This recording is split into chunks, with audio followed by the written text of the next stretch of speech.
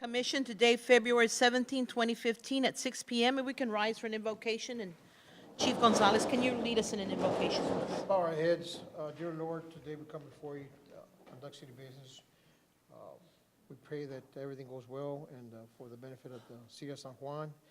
Pray for all of us in here and pray for our residents that attend these meetings and pray for all the directors also that come here and share their knowledge as well. In your name we pray. Amen. You can face the flag. I pledge allegiance to the flag of the United States of America and to the republic for which it stands, one nation, under God, indivisible, with liberty and justice for all. May be seated. Next on the agenda is public comments. I have Ramiro.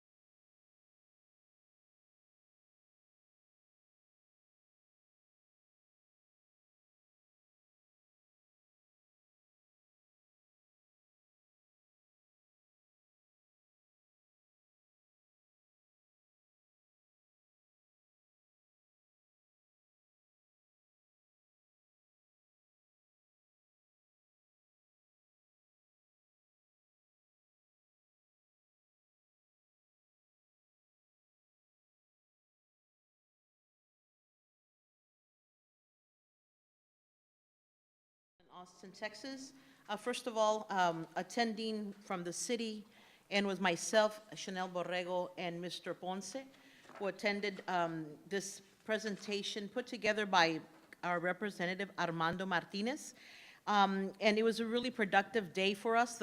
The first part of the day was for more of the dignitaries coming together, meeting their representatives, and that was really very informative, and that was we enjoyed that. We got to see a lot of the delegations from the Mid-Valley that were present.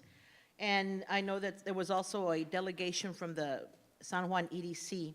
I do want to tell our residents that we had an opportunity to visit with the TA regarding after-school programs and following up with the recommendations from a Washington, D.C. Meeting that we had with the Department of Education. We also met with the Criminal Justice Department on law enforcement grants and public safety building funding, and we did have some questions that were answered, and it was great that we had Ms. Borrego present who was able to ask some questions on some of the applications submitted on some of the grants. We met with the Department of Transportation. Andrew Cannon of the MPO was present, as was Toribio Garza of our TxDOT. We discussed the roads, monies for roads, lights, and regionalism of the MPO. We met with the Department of Parks and Wildlife, in which Mr. Ponce was the one that took the lead there. And I think because of the discussion, we were given some good advice that maybe save us a good $50,000 perhaps in the upcoming project that he has. And then we met with the Texas workforce, discussed with them opportunities for job training and partnerships. Since when we do our agreements, we ask that 40 to 50% of those employees, when we do any type of incentives, they come from the City of San Juan. So the engagement was there. What kind of partnerships could we as a city do to be able to provide that kind of training? So on behalf of myself and those of us that attended, it was a great opportunity to thank the residents of the City of San Juan for allowing us to do that. Thank you very much. Moving on to item C, the presentation update on, yes, sir. Oh, I'm sorry. Presentation on the light project by John Phillips, President with the Enviro Light Solution LLC. Chief, go ahead. Yes, we have Mr. John Phillips here doing a presentation on the Enviro Light Solution. Okay. They have some projects in the Rio Grande Valley, and they wanted to come before us, the Mayor and Commission, to present on this particular lighting project that they're going around and proposing to the cities. Very good. Mr. John, welcome. Mr. Phillips? Thank you. Mayor, Commissioners, appreciate the opportunity to come and present to you. My name's John Phillips. I'm with a company called Enviro Light Solutions. We're an LED light distributor here in the Rio Grande Valley. And want to present to you about the opportunity of upgrading all your lighting in the city to LED lighting. Of course, the city of San Juan is quite a historical city, and it's come a long way. And what we want to do is take the lighting into the next as it were. Why LED lighting? One of the main reasons that cities and school districts are looking at LED lighting is because of the energy savings. LED lights are up to about 80% more energy efficient than your current lighting that you have. So that's a significant savings when you consider that 25% of your energy bill is lighting, and we can save up to 80% of that. That's a significant savings for the city. In addition to that, in the interior of buildings, there is a heat factor. The current lights that you have, the fluorescent lights, the running temperature is about 120 degrees. LED lights is about 85 degrees. So significantly cooler, which means that your air conditioning is not fighting the heat coming off your lights. That reduces your energy consumption even on your air conditioning. Reduced maintenance. LED lights do last significantly longer than the current traditional lighting. They'll last up to 5 times longer than fluorescent, and actually significantly longer, 50 times longer than incandescent lights. So quite a bit of savings in the way of maintenance for you as well. It also lowers your TDSP charges and lowers your demand. Don't want to get into big long explanation about that, but basically how AEP charges you for the delivery of your electricity is based on your demand factor. And if we can reduce your demand factor, we reduce that rate. So that's another incentive. And of course, reducing health hazards for staff and visitors. One of the things that your current lighting has with the fluorescents, it's mercury vapor in the lights. Mercury vapor is a neurotoxin. In fact, the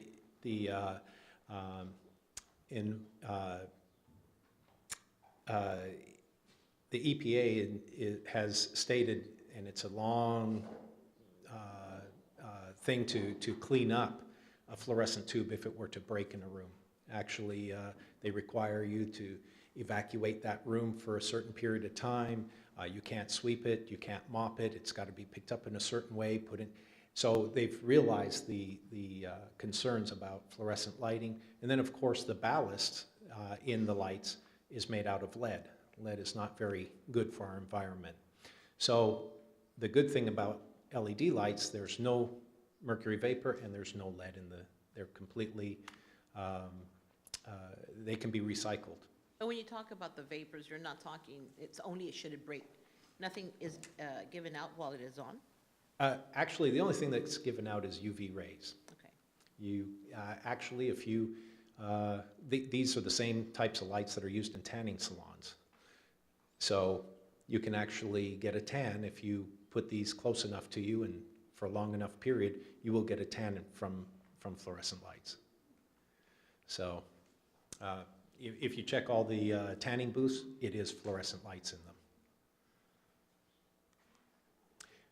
This is what we have to offer. What we'd like to do, we'd like to come in and do an audit for the city.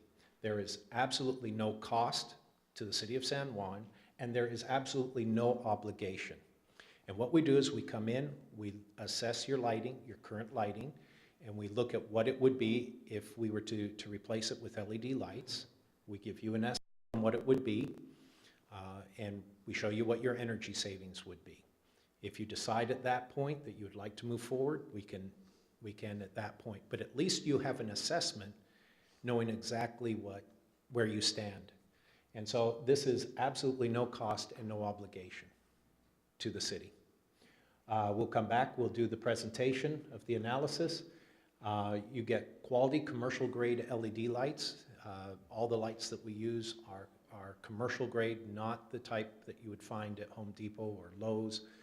Those are what we call residential grade. This is commercial grade lighting for the city, and very competitive pricing. The benefits of the analysis, we come back, we give you a complete analysis and presentation. You get all the data. You'll actually know exactly what you have in the way of lighting.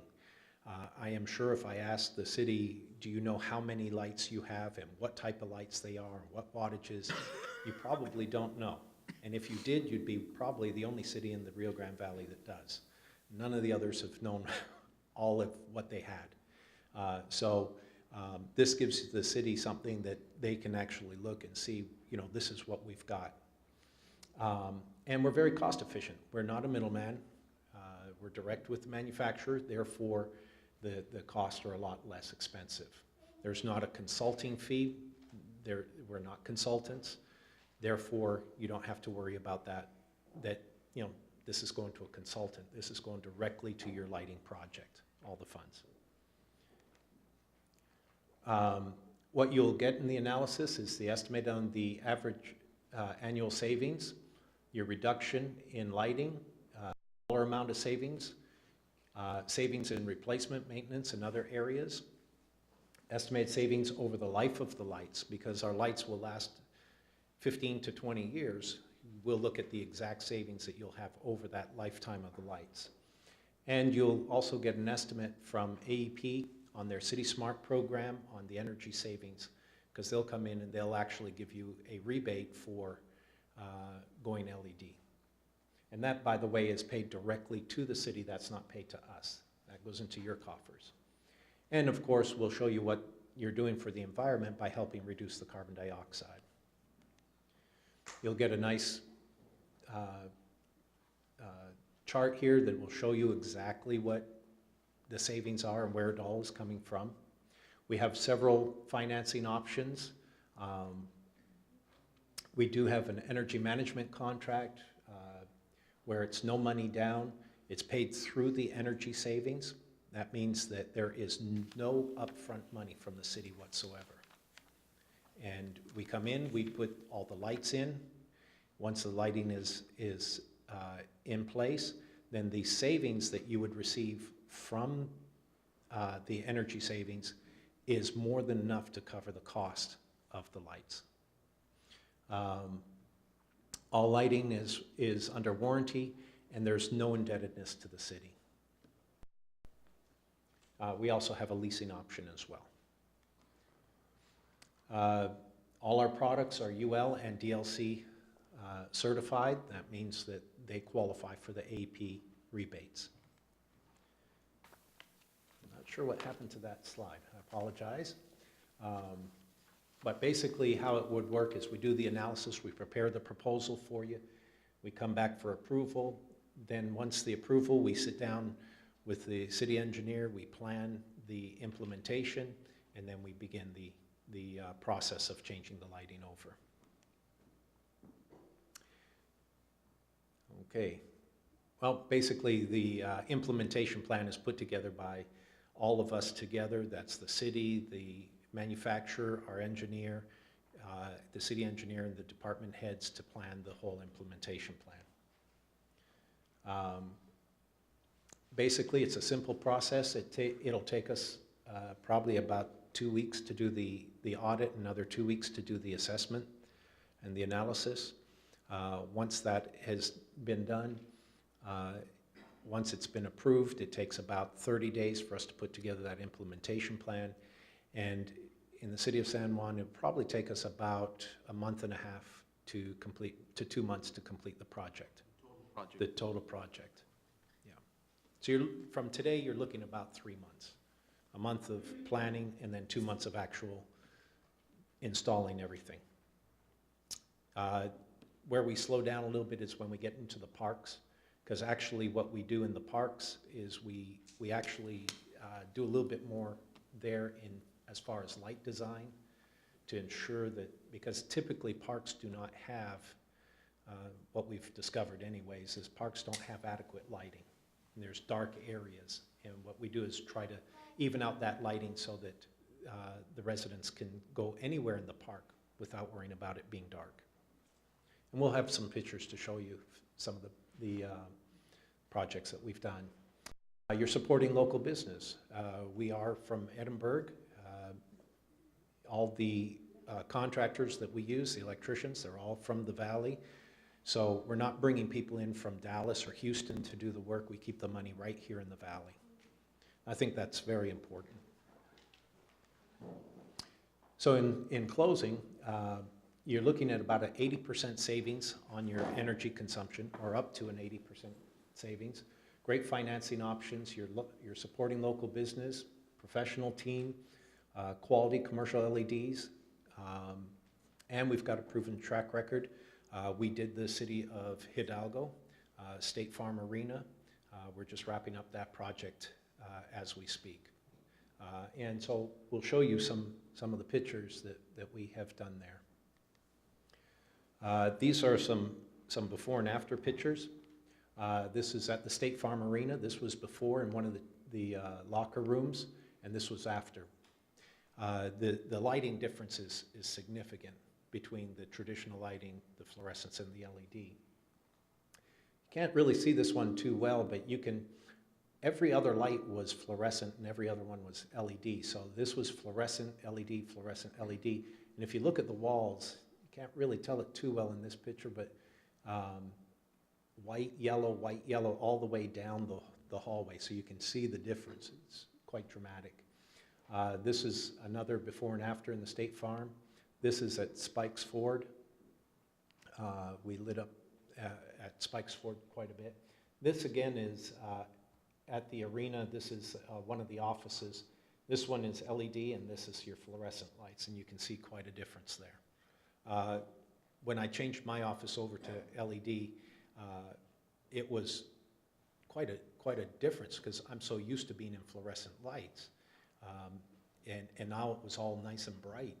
And it was quite a change. It took me a couple days actually to adjust, and now I won't go back to fluorescent. I mean, it's just so much better, especially when you're looking at the computer screens. It makes quite a difference. Some more before and after at Spikes Ford. You can see the big difference there. This is in Hidalgo at one of the parks.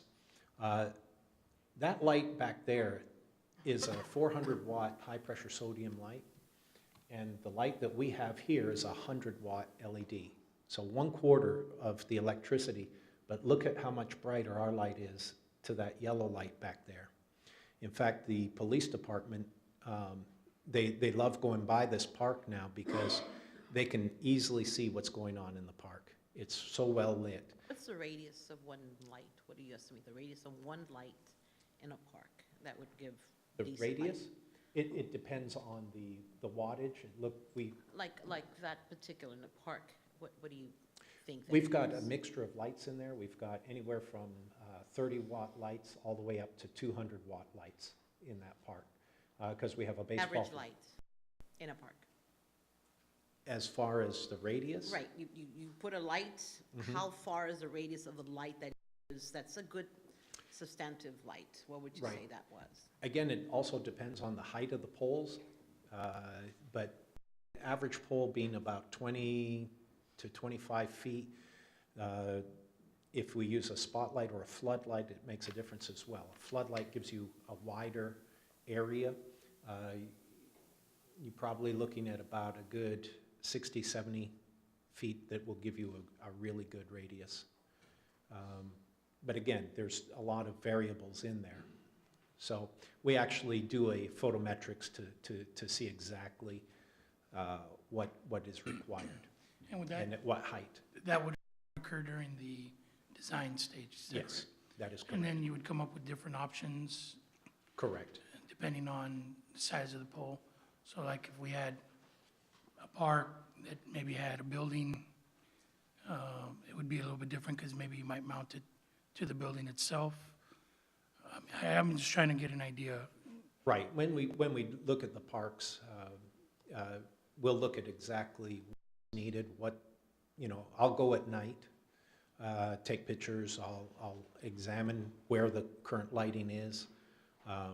In fact, this park here, when I first started going there, there was almost no one there at night. I'd go there and maybe one or two people might be there. Since we've put in the LEDs at that park, we've seen a significant increase in the number of people going to the park. We were able to light up the play area for the kids. Now in the evenings when it's nice and cool, the parents can take the kids out to the playground and it's nice and bright. One of the things when we put in one of our lights and we were adjusting it, where the play area was, there were 4 guys sitting in the play area. One of them had a baby stroller. I kind of doubt there was a baby in there, but you never know. And when we turned the lights on, all of a sudden those 4 guys disappeared. About half an hour later, we saw parents bringing their kids into that area. So, I don't know what those guys were doing, but as soon as it got too light, they wanted to leave, and parents wanted to come with their kids. And I think that was pretty significant. Phillips, do you know that the expressway lights belong to the city? Yes. So that's definitely one area that is, you're looking, your assessment that you're considering as well. Yes. I know that there's a movement at the MPO to try to do that uniformly between the existing communities, because if one community cannot afford to change them and one can, you have what happens right now. It's Right. light and dark and light and dark. So as you're looking at the assessments, that's something you are also factoring in. We will be looking And at... regulations of the voted. Right, all the lights will be TxDOT approved and so forth for the expressway.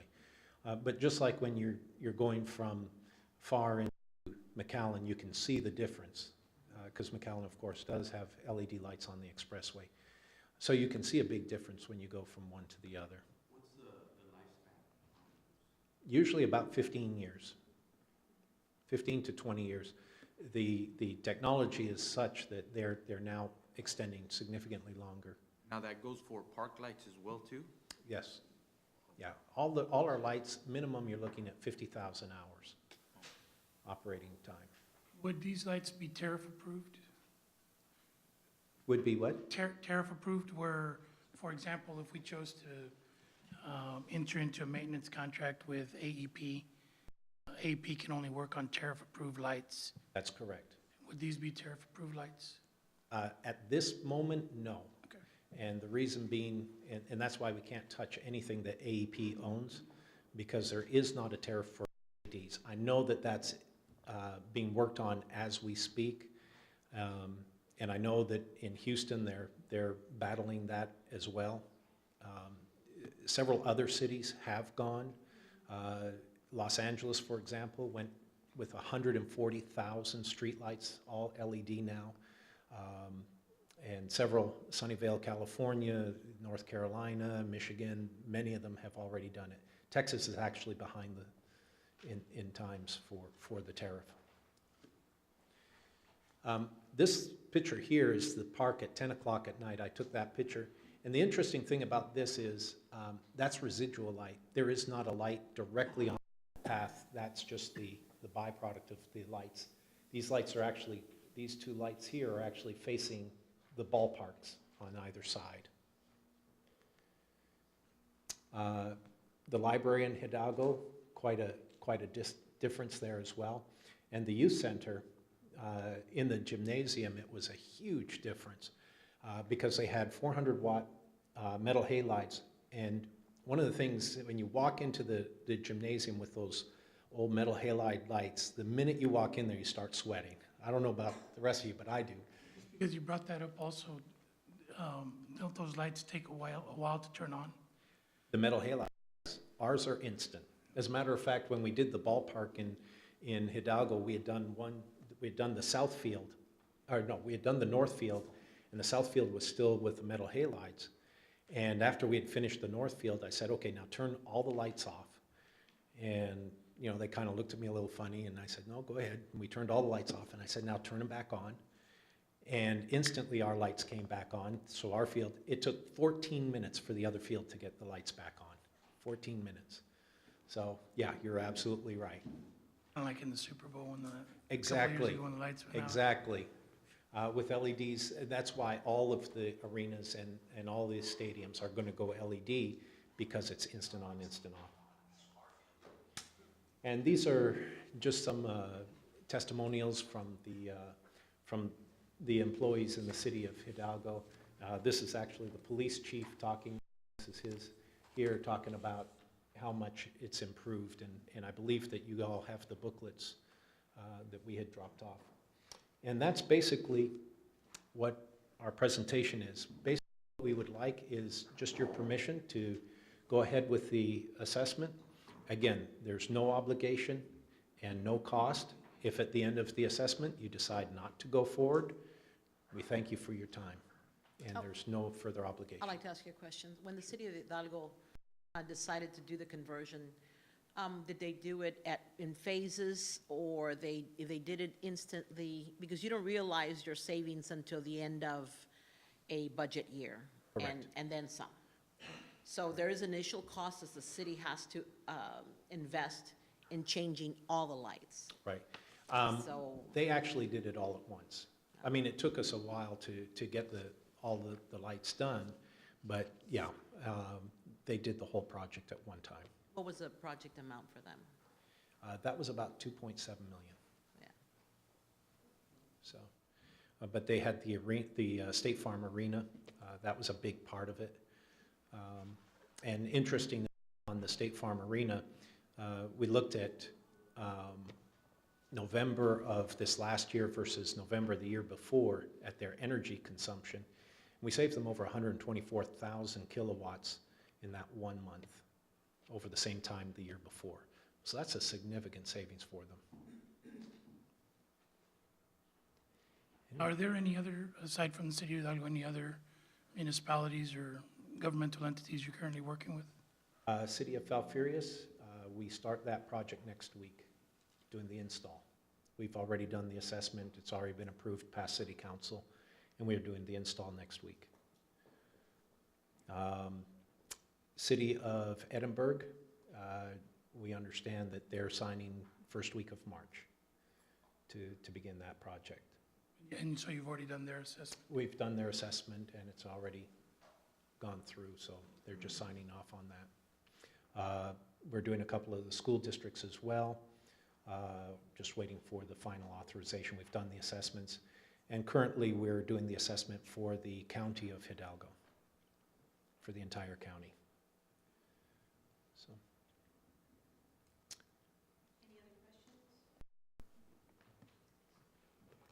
Other questions? I guess what I want to know, I mean, I always believe that there's no such thing as a free lunch, but if you believe that you can do this with no obligation, I think an assessment to give us an idea of what the city might realize. I'm not sure that this is something, if it can be done in phases, that would be considered at the point of you coming up with some figures and numbers and cost analysis. And then the other would be, you would do it by facility. I would be interested by facility rather than Right. all these lights. The library would take this, City Hall would take this, that way there's an understanding that if it can't be all done at once and there's a possibility of saving or realizing some savings in one area, that would be a possibility. We break it down by building and give you a complete picture as well. It's And- quite a detailed report that you'll get. And the parks as In the well. parks. Mhm. You'll get a very detailed report on that. So you'll be able to decide at that point. We'll show you what, if you decided to finance. We are not a finance company. There's a third party that will introduce you to. You're not obligated by any stretch of the imagination to use them. If you can find your own money or you want to use your own funds. One of the other entities, they said they're just going to do it out of their funds. The others are financing, so it's completely up to you at that point. So how many companies are like your company? How many companies? How many do the same thing that you do? Here in the valley, I don't know of many that are exactly like us. There are some companies that are consultants, and they hire companies like mine. But you're paying a consulting fee on top of my fee. So there are a few that do that. But as far as direct with the manufacturers, direct to you, I don't know of too many. There are companies that do sell the bulbs, but doing it on a project basis, I don't think they do that. Then my question is, I'm sorry. Go ahead. My question is to Ms. Gonzalez. Let's say that, and this is just in presentation and it's just for an assessment. If that were the possibility down the road, is this something that would have to go out for bids because of the amount of, I mean, I know they're saying that they're not going, it's not a fee to the city, however, you are going to have a savings and yet you're still paying a fee. They're saying it's going to kind of wash out. Is that something, though, that we would be looking at going out for bids in a company or? Professional service.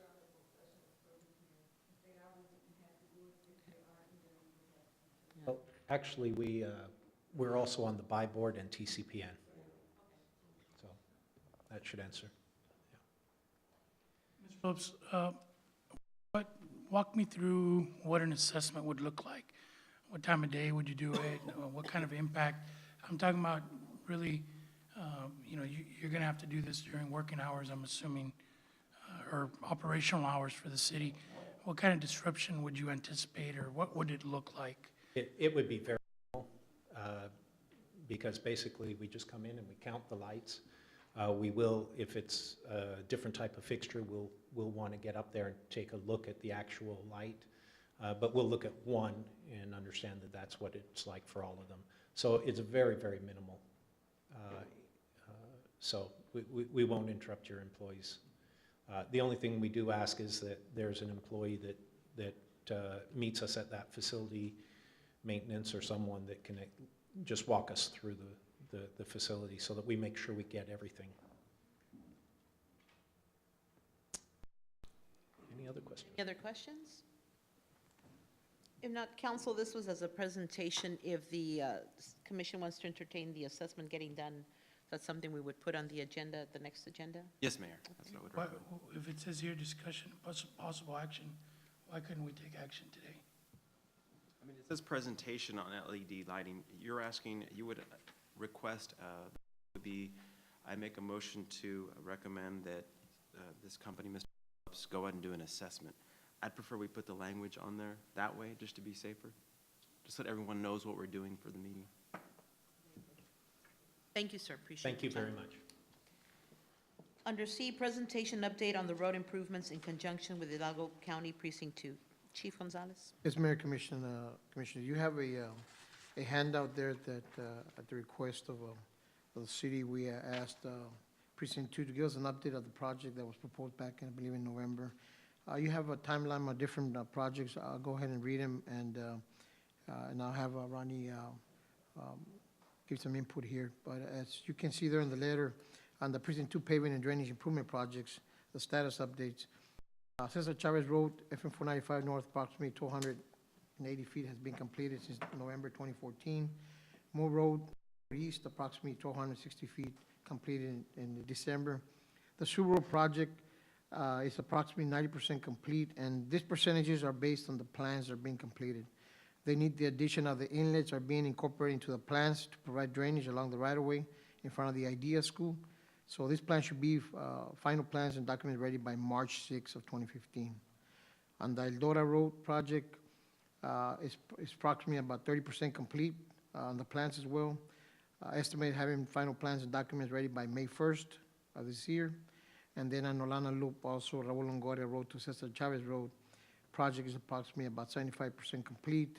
Preliminary plans have been generated and are being reviewed, so they estimate more or less the plan be ready by April 3rd, 2015. So that's a proposed update that they have, and basically they're giving us percentages on the plans, that the plans are being updated and where they're at right now. And Ronnie, when they're talking about the final, for example, let's go to Sioux Road, and there's a final for March 6, 2015, what happens after those plans? On that day, I guess that's when they're gonna go out for bids. Okay, so it's ready for bids. It's getting, yeah. I'm What is the assuming- approximate time that think- the bidding I process think would the take? county takes 30 days. It's 30 days to advertise and then 30 days to review, so you're looking at about 60 days before you award. And you'll talk to us as far as the timing, with the timing of the lowering of the bridge, Well, the Lorna Bridge is done. practically completed. Yeah, We we're talked about laying- the sidewalks and that. Is that going to be waiting? Is that going to wait? They're not gonna do that. Remember, this project is just. No, I to repave. understand, but the lowering Oh, yes, along that, yes. okay. So then, Mr. Ronnie, the last three roads, all those three are gonna be bidded out, right? You're saying? And I'm assuming separately? Yes, if I may, I can speak a little to this. Once plans are complete, they have to be signed and sealed as any other plans would be. At that point, they'll go to Commissioners Court for approval. And once they're approved at Commissioners Court, then it'll be 30 days for advertising, 30 days for review, at which case, within 60 days of, and we're saying approximately 60 days, for example, on, Nolana Loop, for example, you're looking at about June, mid-June, we'll be looking at a pre-construction meeting to discuss road closures and things of that nature. For Eldora, we're looking at potentially mid-July, early August. And for Sioux Road, we're looking at probably mid to late June. The other thing that will be determined, which hasn't been determined as of yet, for example, is after we review the plans, the county will identify whether it's a project that could be done in-house. If it could be done in-house, then we'll eliminate the entire bid process. And we could, and just say could, potentially begin construction within 30 days. It'll really depend on our resources. What we're trying to do with these projects is Speaking for the county. correct. The county is really looking at trying to get these expedited. We believe if we could do them in-house, they could be done a lot quicker than if we bid them out, because we'll eliminate that 60-day period. But at this point, we still haven't made that determination. The county hasn't made that determination because we haven't reviewed the plans. What I do know is that on Sioux Road, there will be a meeting with Urban County and Half Associates, who's currently working on the canal lowering, to potentially include additional inlets. We're not sure if we're going to be able to do that.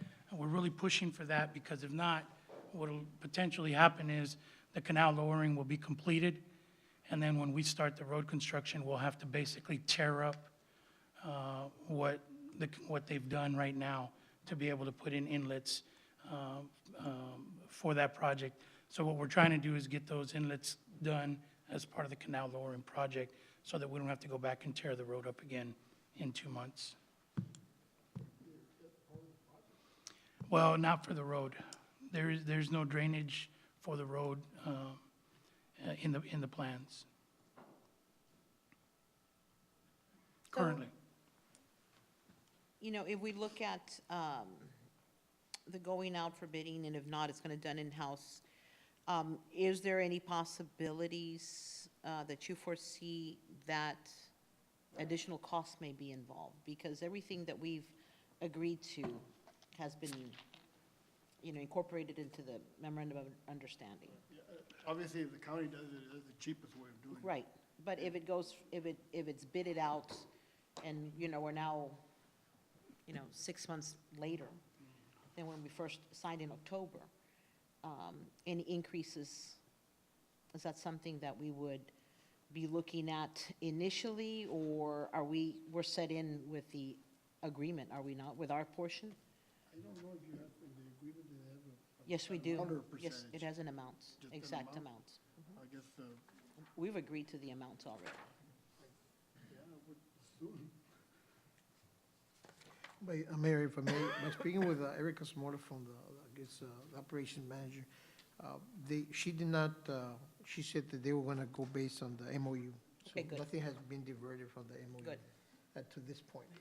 Yeah, the interlocal that we have, so everything is being followed as it is, as approved by the commission and precinct two. That's good, that's good. Anything else, Chief? No, that's all, Mayor. Under D, presentation on second annual Sunclovia, proposed by community, proposed community event. Mr. Ponce.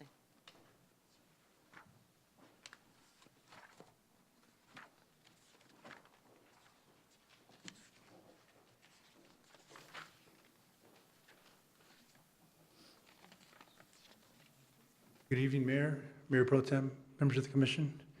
I just want to give a brief presentation on a proposed event that's scheduled for August the 19th. It's Ciclovia. I'm just going to go show a few slides, kind of the history of what, and the purpose of what this event is. The Ciclovia originally was created in Colombia, and this was done by the closing down of a freeway. Essentially, the idea was to have community come together and use what they call human-powered movement, which means that they promoted the use of skating, bicycles, walking, and essentially this is something that originated there, but it's kind of spread, throughout the world, and it's in North America recently. This was done actually in the 80s, and it's been, I guess, something that's been done somewhat popular in the past 10 years here in the United States. Some of the cities that have participated is Brownsville had a Ciclovia, San Antonio, Fort Worth, Houston, Edinburgh, South Padre. They've all done them in different scales, and of course we held one last year. And I wasn't here last year at that time, but I was informed.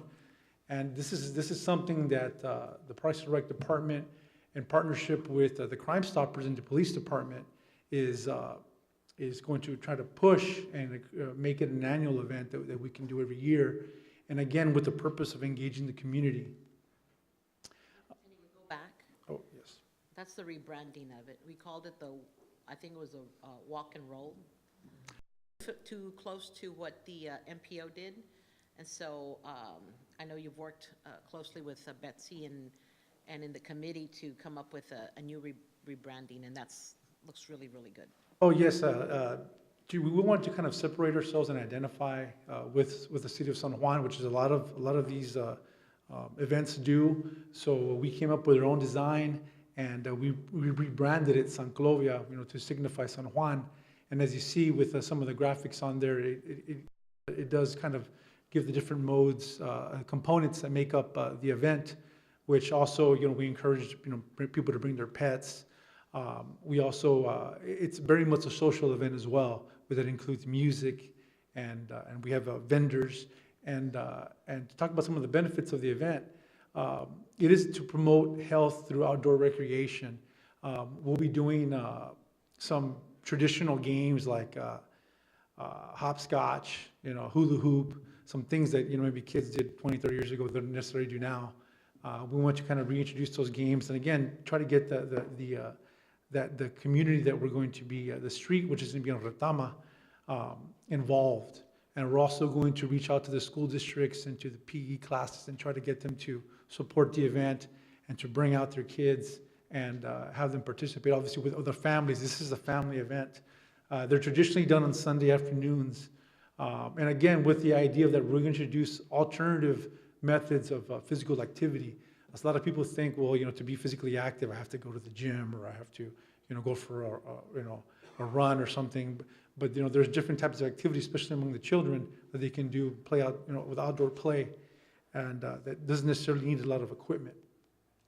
And again, this is going to be done August the 19th. April. I'm sorry? April? Oh, I'm sorry, April 19th, yes. Sorry, it's an error on my part. And this is going to be on Retama Drive. August 19th is my birthday. I'm sorry about that. Forgive you for that. Yeah. It's going to be from 2 p.m. to 6 p.m.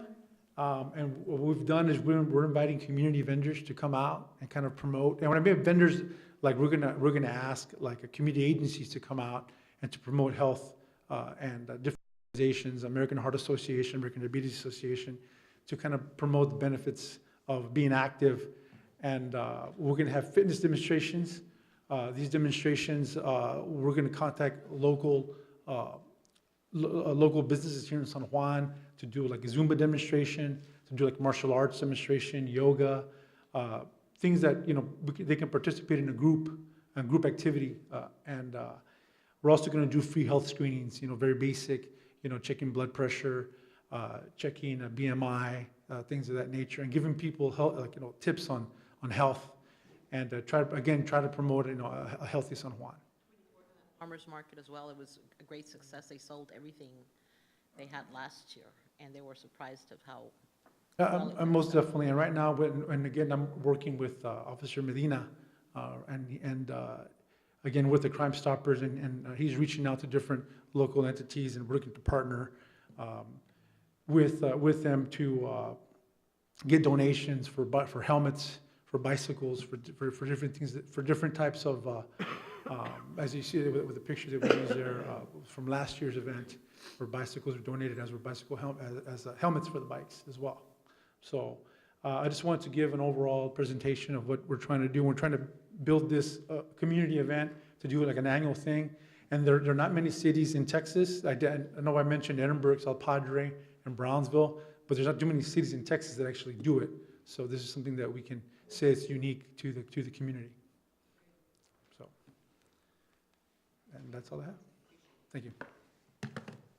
Under E, project update by Ronnie Cruz on the following matters: the water treatment plant number 2, water transfer line project, lowering of the canal crossings, road widening Eldora and Sergeant Leonel Trevino roads, 16-inch raw water reservoir to reservoir transfer line project, construction of water and sanitary sewer lines alongside of US Expressway 83, lowering of the canal crossings on Sioux Road, EDAP project, first-time sewer connections to approximately 105 residents, and the 3.5 million gallon a day water treatment plant. Number 2, expansion and rehabilitation to an existing 3.5 MGD plant project. Mr. Cruz.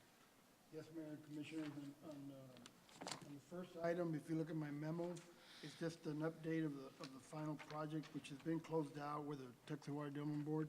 It's the 16-inch transfer line. It's a treated transfer line from one plant to the other plant, which is from the I-Road plant to the one at City Hall. Just to update on the funding, the original construction budget was $1.457 million. The original contract was $1,189,761. There was one change order. There was one change order for $23,986. The total construction amount was $213,747. So the leftover construction budget funds is $243,753. Additional leftover budget funds, which was items that were budgeted but were not used, resident inspection, just little stuff that was moved over. So the total amount, it's a plus or minus, but this is a pretty good number, $350,140.50. That's the money which we had talked about would be transferred to the water plant. So, which As a cushion at the water plant? as a cushion, because we had the funds there. Basically, this will be the cushion.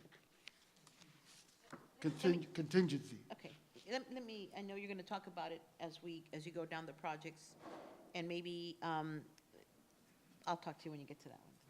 I'll hold that thought till you get to the, yes, well, a little bit later. Go ahead, sir, I'm sorry. So this project has been closed out. I think the contractors are waiting for final payment, and all the documents have been turned into the Water Development Board, which we're just, it's done. We're done with that. That's the last time you'll see this here. Any questions on that project? The next one is, of course, the lowering of the canals for Eldora and Sergeant Trevino. Just a real quick update, Eldora was completed in July. Change order number 5 was issued November 19th to resume construction on the Sergeant Trevino site, and that was due because of a power line that was, AEP power, telephone line that was on the construction site, need to be relocated, and because, the irrigation district had a timeline of when they could close off the canal so we could work on it. So the contractor has 39 days to complete the project. As of Friday of last week, 25 days have been charged to the project, and, actually, they're almost done. This project is probably about 85% complete. They already, the siphon has been installed, the bypass was used, been taken out. So the road work and the sidewalks are pending. So, by the end of February, this project, if it's not complete, it's gonna be very close. So that's the only thing, the sidewalks are really the only thing and that are going to be missing at this point. But we're putting in sidewalks. We're doing it. Yeah, and this project has sidewalks on what we're widening. We put in sidewalks. Okay. And this project, if also, see, we put the dual 60-inch RCP pipe for the siphon. We also put a 48-inch drainage line heading east, which has been completed. That drainage line has inlets, and then we plugged it, and that is for future construction of Sergeant Trevino whenever you all widen it, and that line will be extended east towards Cesar Chavez to take care of all the drainage for future of. And that line also was designed to take care of some of the problems in Brecha Street, to reverse that flow that they have problems over there. So all that's been sized on that 48-inch line, which is a big line. That's also part of the project, and it's already been installed.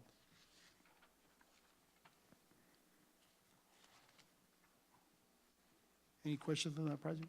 Ruth, on that one, you're saying it's been sized, but we haven't actually created an outfall for Brecha Street to that No, line? no. No, it It's would just be, it's just a for pipe future- that's, right, could hold the on grade. capacity.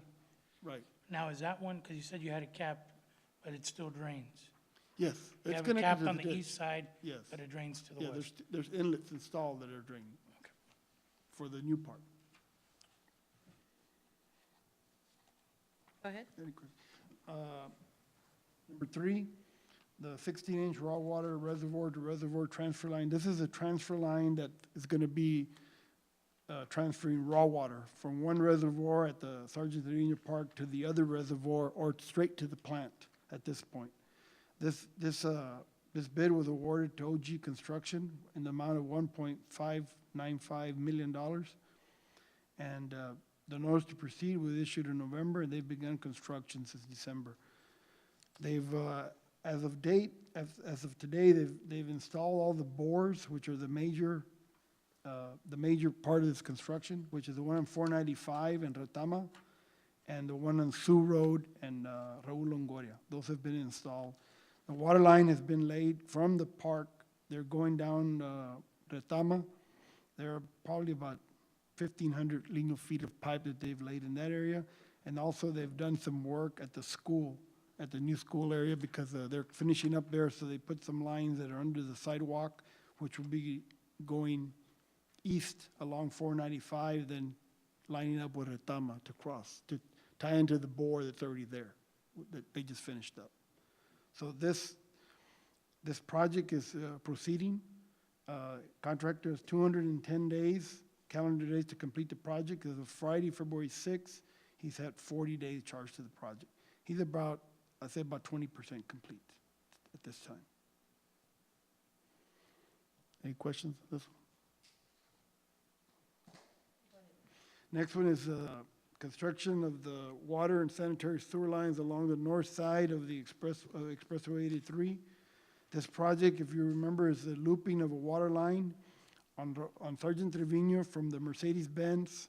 It goes east to the future Retama, which is just east of the park, of Sergeant Trevino Park, goes north towards the expressway, at the expressway, it goes west and it ties into a line that the Mercedes-Benz put in front of those businesses there. So when this is done, we'll have a 12-inch water line looping all that area from the Mercedes-Benz, Sergeant Trevino, Retama, all the way back to Mercedes-Benz, with fire hydrants along the expressway.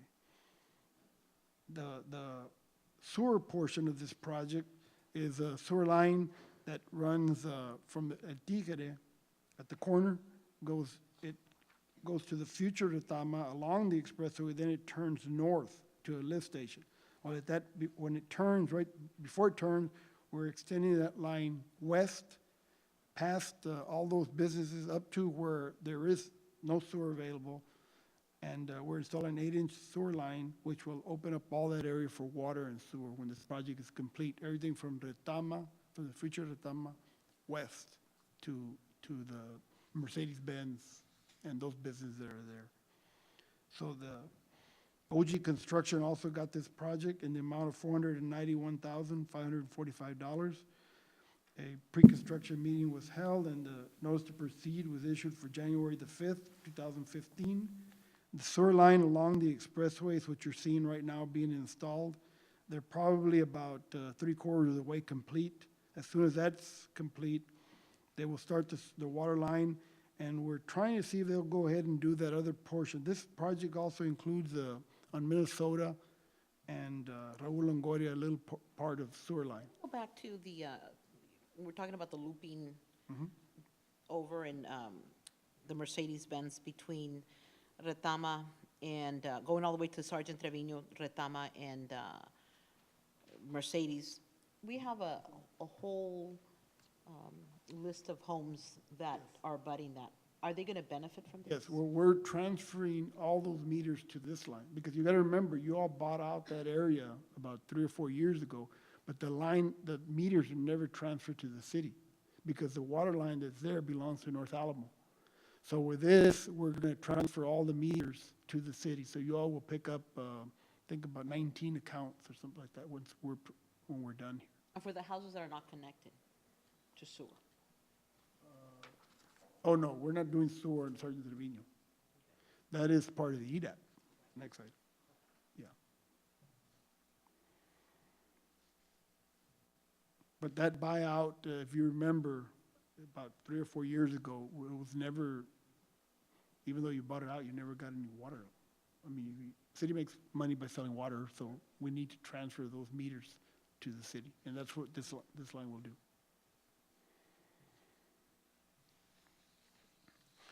Any questions on that one? The next project is the lowering of the Canal and Sioux Road. This is proceeding also. They had 80 calendar days. The siphon's been complete. I spoke with the contractor and the engineer. They should be complete probably the first week of March. So it's about a week behind Sergeant Trevino when this one will be complete.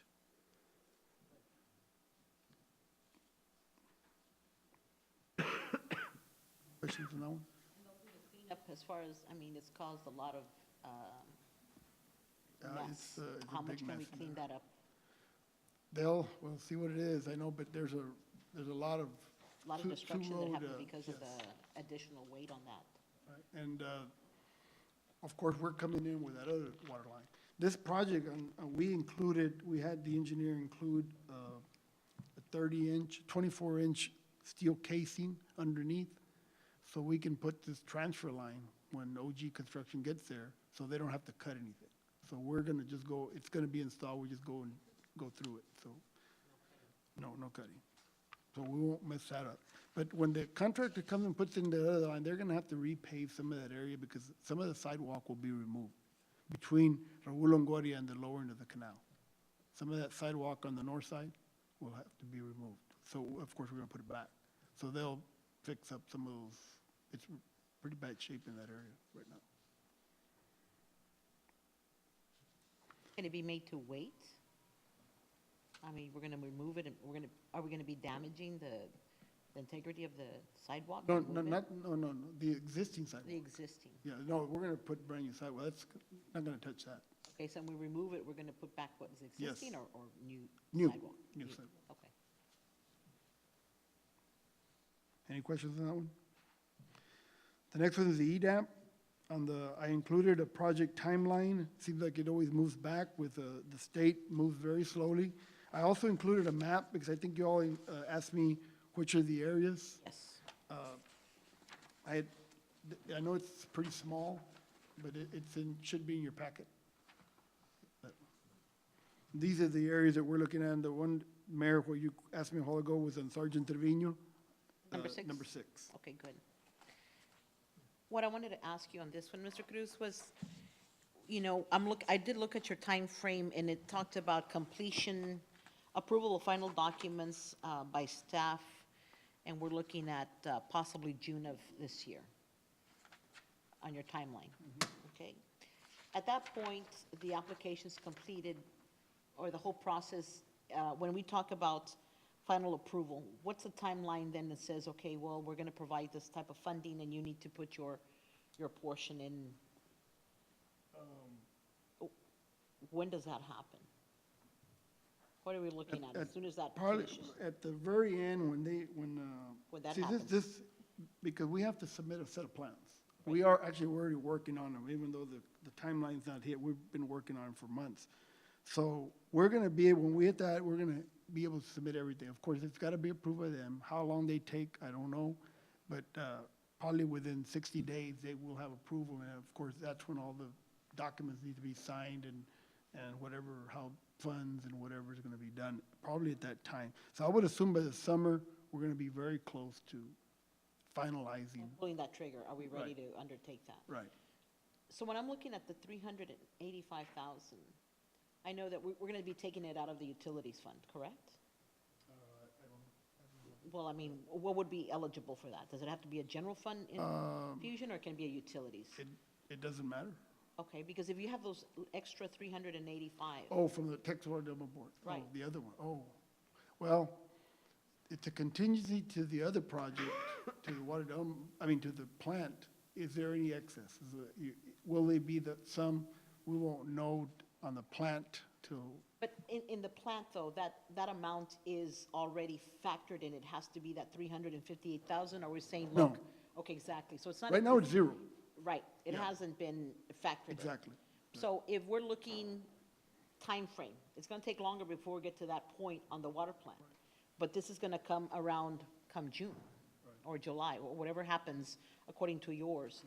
I'm thinking, would we be able to hold on to that you're earmarking it, but can we hold on to that, so when the trigger gets pulled and y'all need to put this portion, or your 50%, or whatever we need to give at some point, can we hold on to that for this particular? We'll ask. Okay. And we're communicating with these people every day, or every month, every week, but it's a good question. I don't know. Find out, so that when we are ready, we have the means and the ability to move forward on this project, and have that question answered now, so we can start looking at the funding sources, so when they're ready to go, we're also ready to go. Okay. All right. You all looked at the map and the schedule. Is there any questions? Go ahead. Okay, the next project is the expansion of the water treatment plant. An update is there, the contractor didn't show up, okay? Everything is on schedule. We're still working out there. The total contract amount was $8.34 million. They've billed $1.252 million, which they got the check already. The work update is the electrical, the Claricone, concrete foundations are being formed. All the electrical underground, most of it is in the duct banks already. The security wall, that is the one that's gonna be in front of the filters. They already have poured the footing. They're gonna start building the wall. You see the block out there now. So that will go up, and you're not gonna be able to see where the filters are gonna be, which they still have a delivery time, filters, clear well, and the Claricones by March. They're still delivery of March. Pieces are gonna come in. They're gonna be welded on site. They're gonna be big metal pieces, and they'll be welded on site. So it is moving. Hopefully it doesn't rain anymore there, and we continue working. The projected work, of course, is the foundation work, the chemical building foundation, concrete placement, that's gonna be done also. They're already working on that. The filter security wall and the project delivery still is on schedule, so still on March. Communication doing well, information flowing freely, that's should be, It's gotten a lot better. but, No, no, but it's getting done. I think there is a lot of days in this project. I think the reason they started slow, because there was a lot of days, and the reason there was a lot of days was because of CB&I, Chicago Bridge and Iron, because of their delivery dates. But they've upped that dates. They were not supposed to be here till further down. So maybe they got caught up in their work and they, got them out quicker. So that was the thing that we've seen has been pushed forward, which is good. So often do you sit down with them? we have a monthly meeting, Okay, with the Water Development Board, with everybody involved, with the city, with city staff, finance. Javier takes care of the Davis-Bacon. Everything gets reviewed once a month with Juan Santana, the Water Development Board. The next scheduled meeting is it was last week. It was Friday, the 13th. And everything went well. And all submittals are up to date right now, which is very crucial to a plant like this, because there's a lot of lead time for ordering the stuff, the components. Attendance in the meetings, Mr. Ronnie, have been successful? Oh, yeah, there's a lot of people show up. Oh, okay. And the main thing is the contractor and say whatever. Foreman and everybody. Right. And city personnel. anything else? Nothing else? Any other questions? What was the question you were gonna ask me? Mayor? Which question? You said we'll delay That was to- it, the 350,000, if Oh, we could okay. bring it from that project into the EDAP project. I'll find out. Thank you. Next item on the agenda, under ordinances, A, consider the adoption of an ordinance, a second reading, amending the Code of Ordinances for Solid Waste, providing for the exclusion collection for the commercial accounts and amending the commercial garbage collection rates. Mr. Cervantes. Good evening. As for our discussion from the previous meeting, we added a section in the ordinance in reference to commercial delinquent accounts, which is a section 13.02.012, which is in page 6 of the ordinance. And I can read that if you want to, or I can give you some time to review it. You state that you would get together with the health department on this. Yes. To do what? The health department is the one that Well, can come in and shut down? This will only apply on businesses that get water from North Alamo. Because on businesses that get water from the city, they pay the garbage with the water account. So it's all together. That you cannot just pay the water, you have to pay the entire bill. But for these businesses that get water from North Alamo will not shut down the water because they owe us garbage. So the only way is to, if we remove the container because they're not paying the bill, is to contact the health department to shut the business down. Are you saying that the delinquent accounts, though, that we currently have are all North Alamo? No, this is addressing for the future. Right, On the existing, accounts. right, so the existing ones are not from North Alamo necessarily. So we're saying that if you don't pay your garbage, we'll shut down your water as well. Okay. Not sure that's entirely true, is it? Because we don't have control over their water if they're in North Alamo. Well, in the city, it would be one bill. Right, so we would shut down the water as well if they don't pay. They can't come and say, I just want to pay my water bill. They have to pay the For whole the thing. city water accounts, they have to pay the full bill. You cannot pay part of the bill. It's only on businesses that have water from North Alamo Or if they're not, we send them a separate invoice for those bills. We send them a letter with an invoice for the garbage. And sometimes they don't pay it. So the only way to get their attention is to remove the container and contact the health department. And not, in West Lakota, that's what they do, and it's been working very well. That list that you gave us in reference to the delinquent accounts, were those just city accounts, or were they also North Water? They were both? On the agent accounts. They were both on the active accounts, or the most, about 90% of them are city accounts, 90%? around there, Okay. basically. And you'll update us what you've done with that. Yes. I want to know what's happening. If you can put that on the next agenda, how you're handling those that are delinquent. I'll keep you all updated, as we go along. Mhm.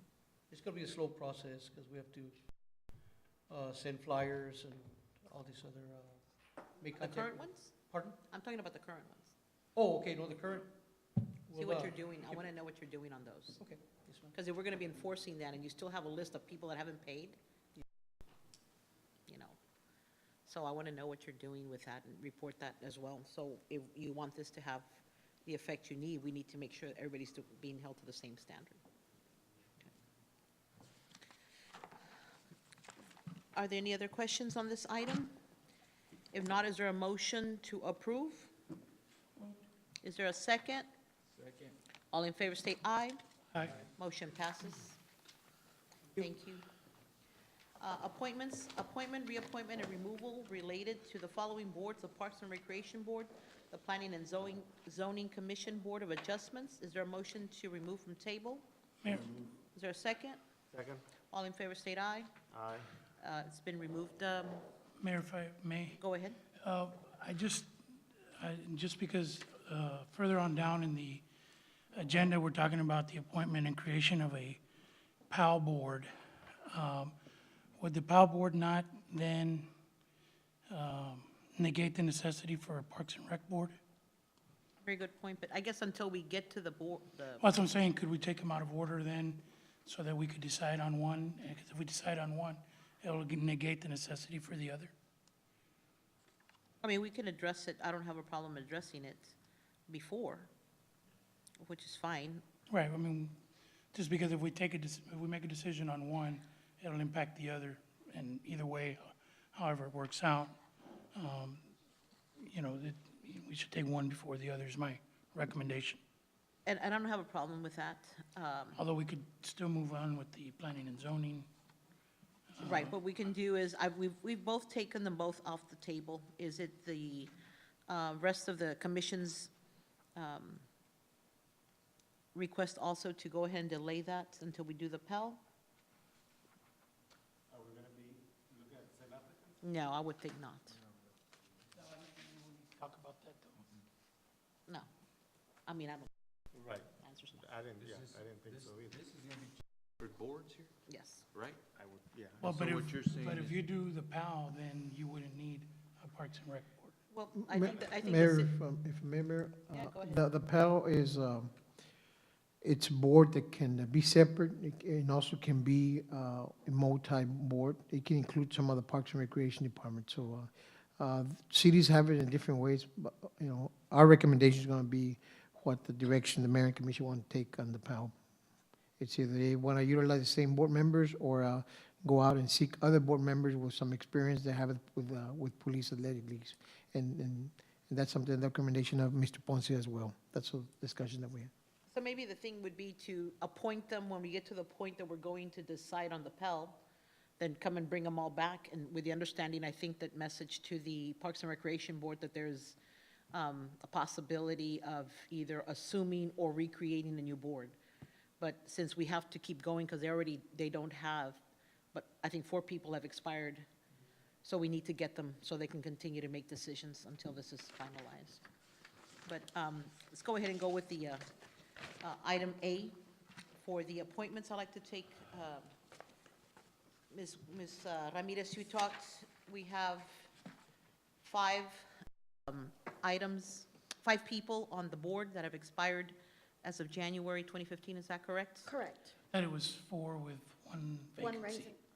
Correct. Four with one vacancy. And one vacancy. Okay, I know that the last time that we went through was nominations per each one, so I'd like to just continue the way that we did it last time. Under the Agapito Vargas, is there a nomination in that position? I'd like to nominate Mr. Agapito Vargas. Is there another nomination? If not, is there a motion for approval of Agapito Vargas? So moved. Is there a second? Second. All in favor state aye. Aye. Motion passes. There is the position for Charlie Contreras that expired also in January 2015. Is there a nomination on that particular position? I'd like to nominate Mr. Contreras. Is there another nomination? Not. Is there a motion for approval of Mr. Contreras? So moved. Is there a second? Second. All in favor state aye. Aye. There is a position for Alvesa Cantu. Is there a nomination on that position? I'd like to nominate Ms. Cantu. Is there a second? I'm sorry, another nomination? I nominate Jaime Castillo. Okay, there is Jaime Castillo. Are there any other nominations? If not, I'd like to go ahead and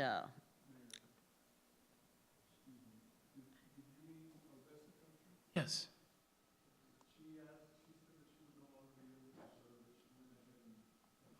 Did she submit something in writing? Okay, I was saying I spoke to her before last meeting, and she hadn't mentioned it. But if she's made that comment to you, then I'll take back my nomination of Ms. Cantu. okay, let me ask, is Ms. Castillo submit an application? Jaime Jaime Castillo, Mayor. I did see, I think it shows there he's a paramedic or, Oh, yeah, that's a firefighter. yeah, there you go, right? Yes. Okay. Are there any other nominations then? Is there a motion then for Jaime Castillo? So move. Is there a second? I'll second. All in favor state aye. Aye. Motion passes. Mr. Jimmy Sean's position, is there a motion, a nomination? I'd like to nominate Mr. Sean. Is there another nomination? If not, is there a motion to approve Mr. Sean? Is there a second? Second. It was second by Commissioner. Commissioner Ramirez. All in favor state aye. Aye. Motion passes. Then the other one is Chanel Borrego, a nomination. I nominate Diana Almaguer for that position. Is there another nomination? I'd like to nominate Mr. Rubio Muniz. Is there another nomination? I nominate Marisela Rosales.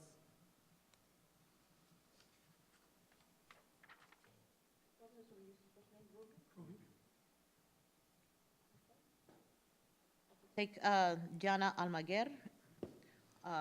Is there a motion to approve Diana Almaguer? So moved. Is there a second? I second that. All in favor state aye. Aye. Any opposed? Opposed. Okay, motion dies. Is there a motion to approve Rubio Muniz? Is there a motion for that one? So moved. Is there a second? I'll second that. All in favor state aye. Aye. Any opposed? Aye. We appoint Mr. Muniz. And that's it on the Parks and Recreation, is that correct? Yes. Okay. Next is the planning and zoning. And I think we said that we were coming back on that one on 2015. There's two, and then one that's Mary O. Gonzalez, Johnny Reese, and then by means of the bylaws, Mr. Julio Carranza's absences automatically defaulted him. So there's three positions. It was my understanding that we had approved all except for one. So we're just coming back for one? Yes, because the individual that had been nominated did not live That is in correct. the precinct, or in the... Correct. We had nominated Mr. Muniz, and subsequently we found out he did not live in That's correct. there. That stand corrected. Then we're just looking at Mr. Julio Carranza. We're looking for somebody that lives north of, what was that, Mr. Cervantes? What was that? North of Sioux? Okay, I'd like to nominate Diana Almaguer. Are there any nominations? I'd like to nominate Mr. Charlie Contreras.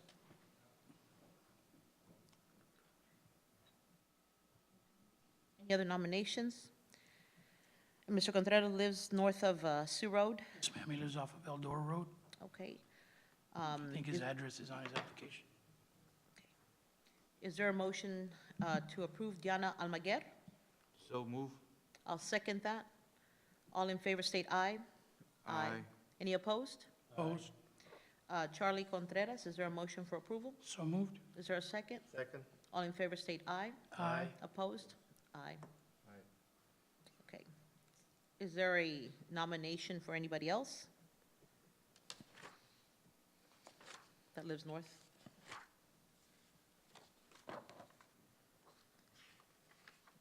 Then we would need to go up for applications. Because I don't think there's anybody else on these that, let me see. Where's Coconut Palm? Oh, he's already on the board, I'm sorry.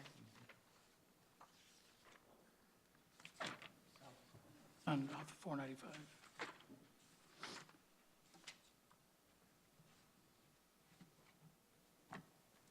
Then I'd like to nominate Homer Morales. He lives off of Sioux Road.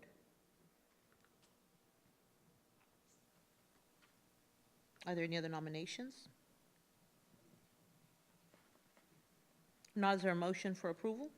So moved. Is there a second? I'll second that. Opposed? Opposed? Is that one or two? Because I know your motion, we didn't vote for the, all in favor. It was just a motion and a She made a second. motion and she I seconded. Oh, second. okay. I'm in favor. Okay. Homero Morales? Homero Morales, correct. Very good. Then let the record reflect that we appoint Homero Morales. All right. Thank you, ma'am. Next item on the agenda is consider the appointment and creation of Pell Police Athletic League Board to initiate a Pell program. Mr. Captain Cáceres and Mr. Ponce.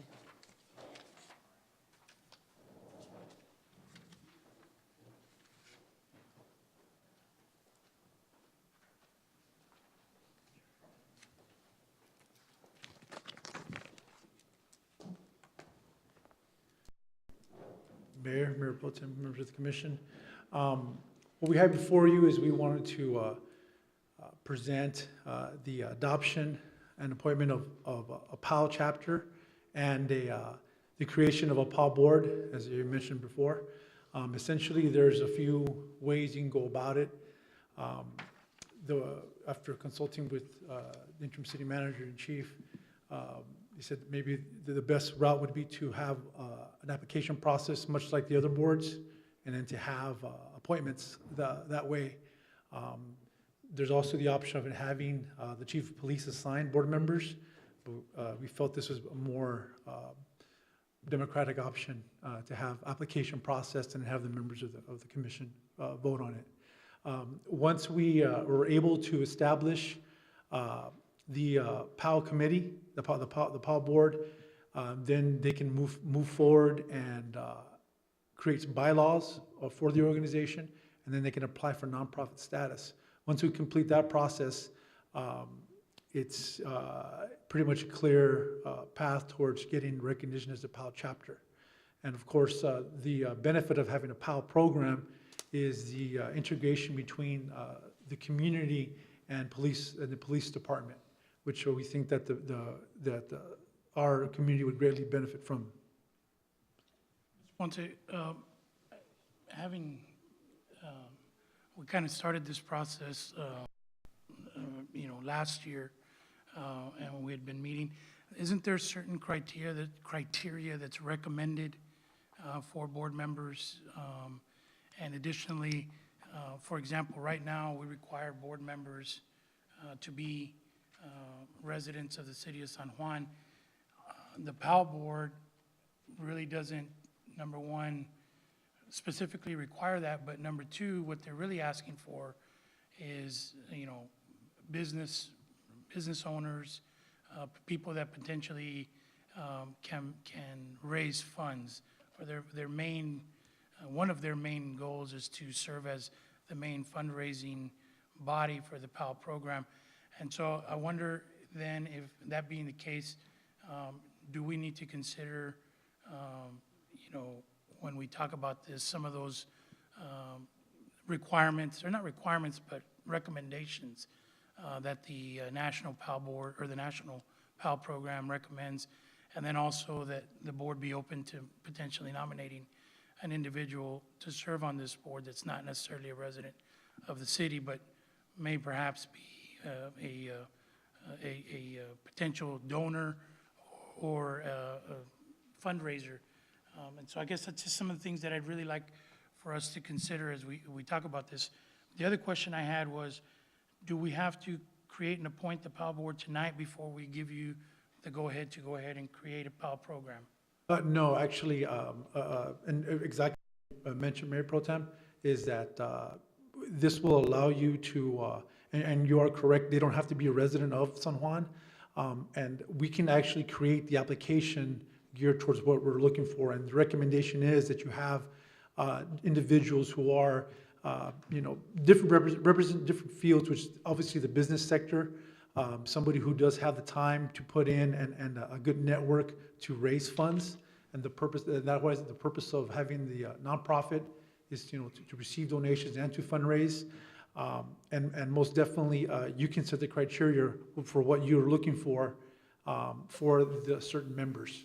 So we could open it up and that application process will allow us to get a good in-depth view of who can contribute to the board.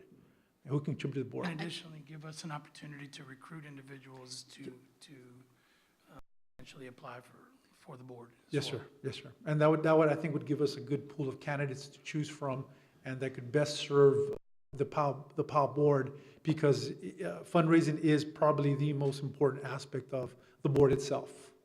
So it's an active board, is what they're called. Yes, it's an active board. And the other thing would be that it be communicated to the people how much they're expected to raise. Yes. Because I think there is going to be a level amount, and so it's real important that that be formalized before any of that begins, so that no one is caught by surprise or realize what the demands are going to be upon them. So I think those are things to look at. Could we entertain potentially the creation of the PAL program tonight, taking action on that, and then, Mr. Ponce, at the next meeting, you could come back with an application that's reflective of what we've discussed and what's recommended by the PAL national program? Is that something that we can all live with? Well, let me ask you this. I guess my question is, and maybe I'm still not understanding the role that my Parks and Recreation people are going to continue to create. And I know we've talked about the assumption of some employees into this program. I'd like to know just clearly how that's going to be divided.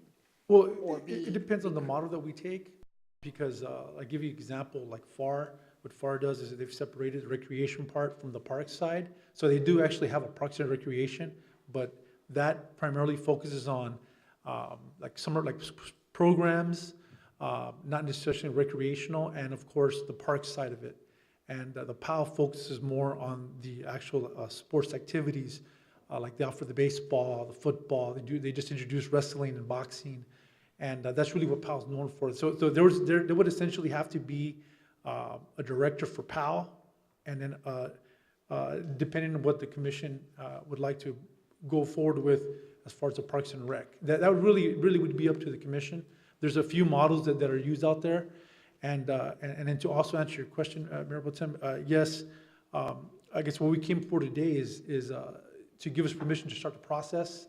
That way we could establish an application, and we'll allow the interim city manager to start, that process.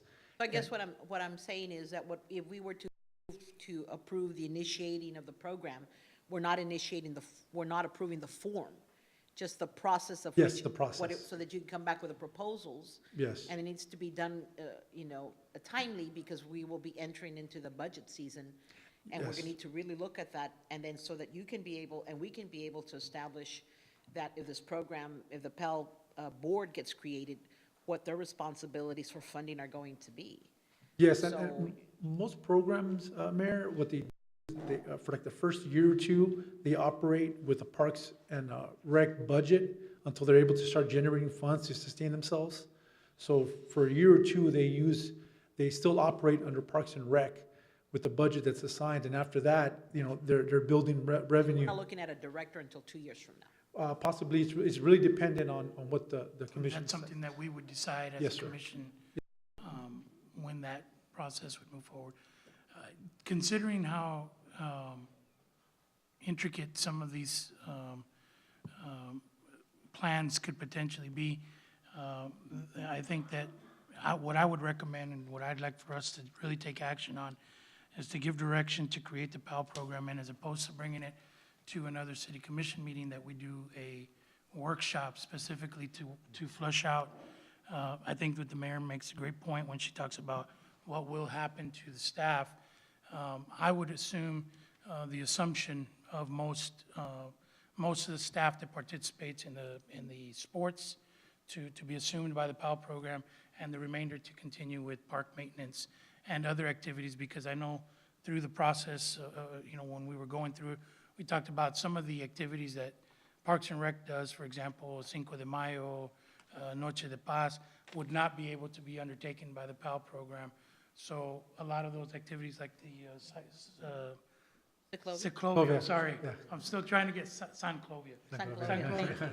Clovia. That wouldn't be something that the PAL could be participating in, but so then there would still be we'd need to have somebody still stay with the park side of it to run those types of programs. So considering how intricate that can be and how specific, getting into the weeds of it, I think requires that we give it its own personal attention. So I would recommend tonight, that we go ahead and give the directive to create the PAL program, and then come back at a special meeting to discuss the application process, or the application and the process, I guess both. And then exactly what kind of form that we want to start the program with, because as you mentioned, in a year or two, that could morph into something completely different. But it's something that wouldn't displace any of our current employees. I think that's the biggest concern, because I'd hate to see us trying to move to this and displacing any of our current employees.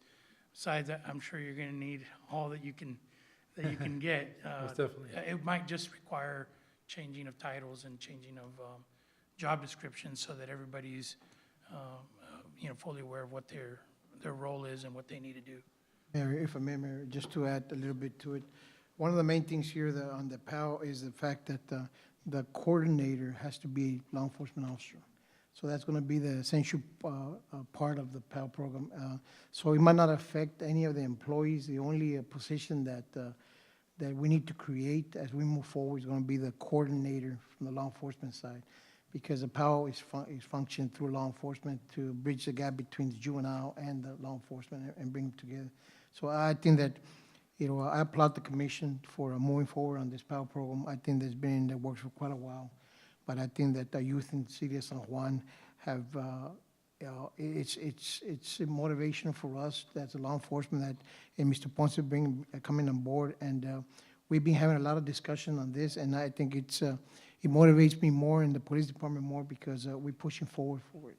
And I think that our youth deserve our ability to go out there and, see law enforcement as friends and as mentors and as leaders in the community, but also as law enforcement, making sure that our youth continue on the path in the right direction, getting a good education, but also while they're doing that, making sure that they have fun on the way, to Chief, tell me, aside from that coordinator position, doesn't the PAL also require additional police staff to be coaches and Yes, things of as a that matter nature? of fact, and that's what the beauty of this is, that the PAL program is that our law enforcement officers are going to be coaches. Not only, our youth are going to be seeing them in police cars, but they're going to be actually in the sidelines coaching them on boxing.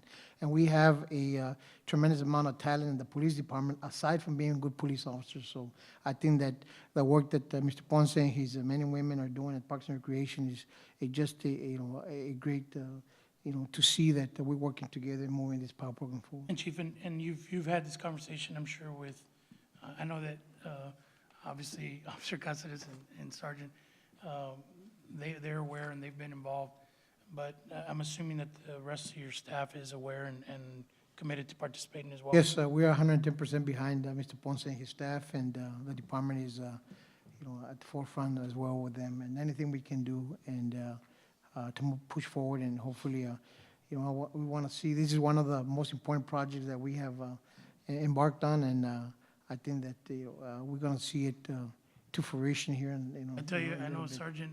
Sergeant Albino will be a great motivator, because I know when I'm behind him in the 5Ks, it always motivates me. So we look forward to seeing you. All right, then we'll be expecting coming back and with, looking at our calendars for a date that we can come together to start discussing the more detail of that. This time, I'd like to make a motion to create a PAL program. Mayor, if I may, Go ahead.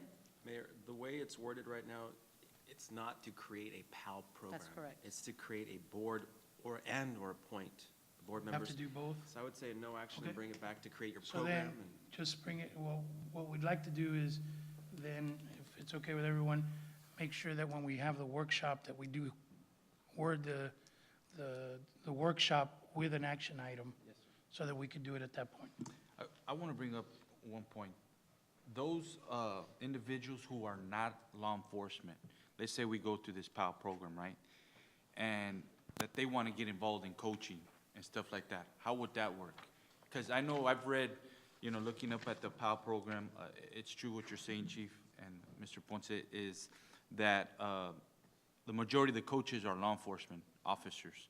You know, you got your president, who's the chief, you know, and board members, the majority of them are in law enforcement. But when we have citizens who've been volunteering, you know, for a long time in our youth sports, how are we going to be able to address that issue? It's basically similar to what we do now. It's just that the PAL really does promote that we get more law enforcement. Usually, what I've read and seen some other municipalities is that they like to have at least one law enforcement, you know, because, you know, we offer so many sports, it's unrealistic that we have, you know, 3 or 4 officers in every sport, but they like to have that one presence that's constantly there. Try to have at least one, so it won't change too much for the traditional coaches that we have. We'll just be adding additional coaches and always having a law enforcement presence. It'll help the parents get a little overexcited too, huh? Yeah, that'll help tremendously. And what it'll do, you'll have structure. I mean, having a law enforcement, you know, president out there in the fields, I mean, it's gonna calm down the parents, because, I mean, as a parent, you know, I've been coaching for so long and here in our community, and I've seen where it gets out of hand sometimes.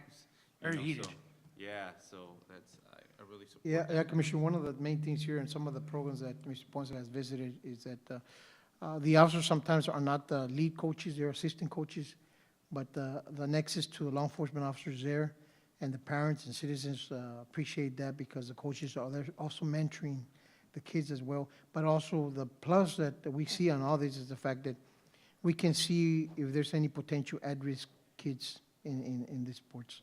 And we can, it's another way of, you know, of making sure that we mentor them to make sure that they stay in school. So I think that we have, and since I've been here, I've looked at a lot of the coaches that Mr. Ponce and the Parks and Recreation have. I mean, we have a lot of good staff there that we can also learn from them as well. So it's going to be a great combination of talent and leadership, and as well as community relations. And it imports the police department also back into coaching. I know when I first started here, the police department would always sponsor a team. I coached baseball for many years, as Jessica attests, and also basketball. We're part of the organization that actually started basketball here in San Juan. Then the city took over. But me personally, I do miss being out there with the kids, teaching or mentoring, and just associating with them. And I would really look forward to get back into the ring and coaching with them too. Great. Thank you, Go ahead, John. is there a motion to, do we need to table it, council, or just no? I'd recommend a no action. Okay, thank you very much. Appreciate it. Under C, consider the nomination from the City of San Juan 2015 Rio Grande Valley Walk of Fame is requested by the City of Hidalgo. Ms. Ramirez? Mayor, Commissioners, good afternoon. The city has participated in the Rio Grande Walk of Fame since 2005. The time has come for the city to nominate a representative for 2015. The walk celebrates the life, the achievements, and of outstanding men and women to the community in the Rio Grande Valley. So with that, we would need to nominate someone. I'd like to nominate Mas Cruz. I've nominated him for the past 4 years, And this is a gentleman that just retired, 42 years, I believe, of service to the community. Has worked, really gave of himself in many ways under many departments, always reaching out to help, even always on the back, not in the limelight, but rather working day to day in the trenches and literally in the trenches. And because of his great work within the city and also in handling the community, over the years, people that have told me how wonderful how he explains things and he lets them know as he's out there, not just because he's doing the job, but takes the time to talk to the citizens, that I truly believe that Tomas Cruz really has within him what the city and what the city is about, and that is true commitment. And I would love to see Tomas Cruz and his boys, who he raised on his own, be able to see the accomplishments and how great it has been for our community. So I'd like to nominate Tomas Cruz to be our representative, or the nominee for the Walk of Fame for this year. Are there other nominations? Yes, ma'am. I'd like to nominate Mr. Luis Ramos. Mr. Ramos has been an educator in this community for over 40 years, and has really shown a tremendous amount of compassion for the youth in our community.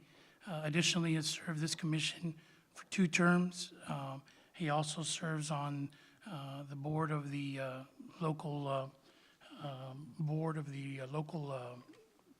credit union, which he's been there for over 10 years as well. In my time knowing him, he has been a great mentor, not only as a civic leader, but as a community leader. Has really excelled in the field of education. And more than anything, I think his calming presence has been an example to many on how to not only lead, but also how to live as a productive member of our community. And with that, I'd like to nominate Mr. Luis Ramos. Are there any other nominations? If not, I'd like to go ahead and entertain a nomination for Tomas Cruz. I nominate, not nomination, a motion for Tomas Cruz.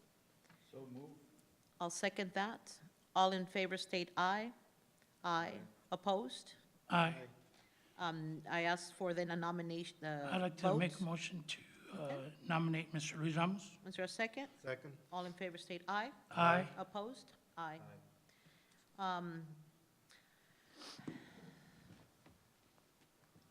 I would like to nominate, Mr. Sean has already been nominated, is that correct? I'd like to nominate him again.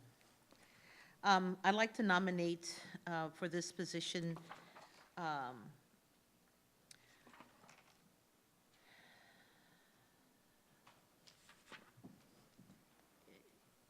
he is one of our residents who is a 95-year-old. He is a veteran.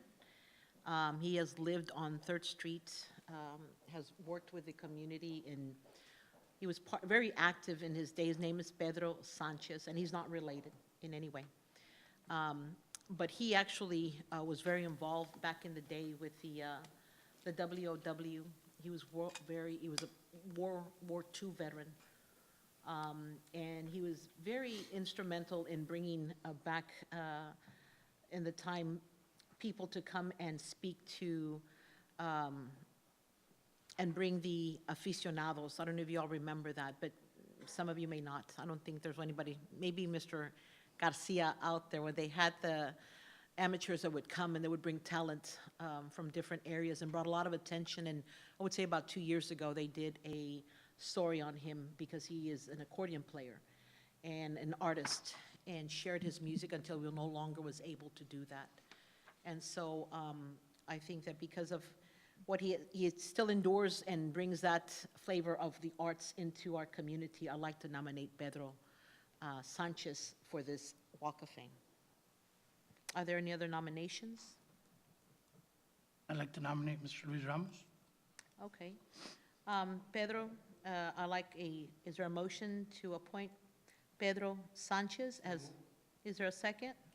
Second. All in favor state aye. Aye. Motion passes. Any opposed? Motion passes. Thank you. Thank you. Next on the agenda is consideration, contracts and resolutions. A, consideration of the interim manager purchase 2015 four-door, full-size pickups from Hyundai, FAR Texas in the amount of $164,000. Ms. Gonzalez. Mayor, Commissioners, on December 10th, 2014, the commission gave authorization to the police department to purchase 4 vehicles, full-size pickups. Before we went out for sealed bids, we checked out our local, or not the local, but our buy board vendors, and unfortunately, they were pretty high. So staff decided to go out and seek sealed bids. When we sought the sealed bids, we called different vendors here locally, and we also called our buy board vendors. And the only one that, well, there was a submittal that did not meet specifications, so it was voided. And then there was another vendor, Hyundai of FAR, who did bid, and he bid $164,000 for the 4, and they're going to be Toyota Tundras. So staff is requesting that we go ahead and award to a high, Hyundai? thank you. Hyundai. Hyundai. The money is coming from the forfeiture fund. Okay, and we can do that because the buy board folks didn't comply, Yes, is that correct. correct? Okay. Chief, were these the unmarked units? Yes, that's correct, Oh. Commissioner, yes. Is there a motion for approval as presented? So moved. Is there a second? Second. Second by Commissioner. Commissioner Gatsa. All in favor state aye. Aye. Motion, any opposed?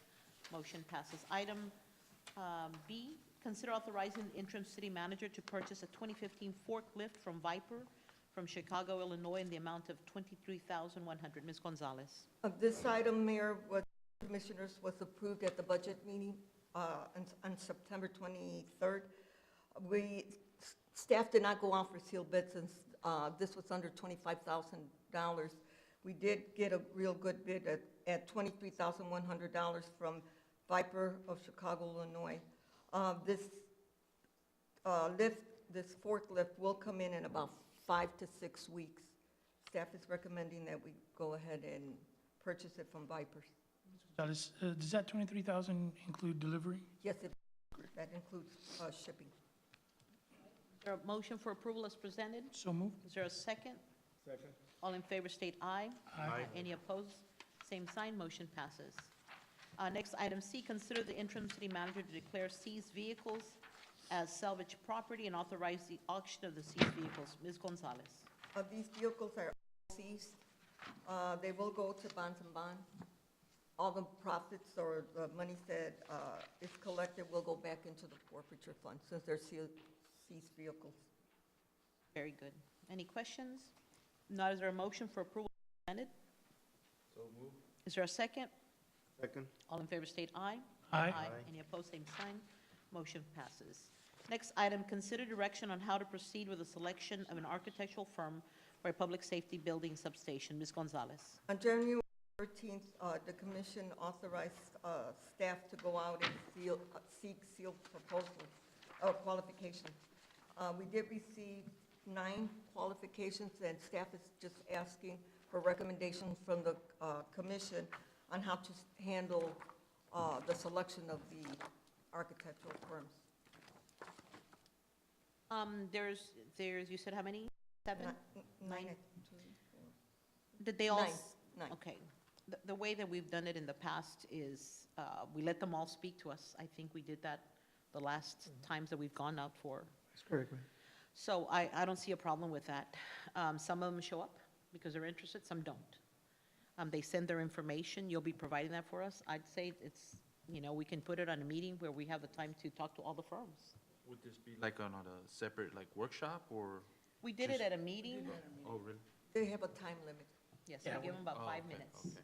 And we get to see everybody, they get to show, and we'll get to see their presentations ahead of time when they present, and then they're present for questioning. I think for me, that's the most important, to be able to question them as to, their particular forte and what projects they've done. We limited time on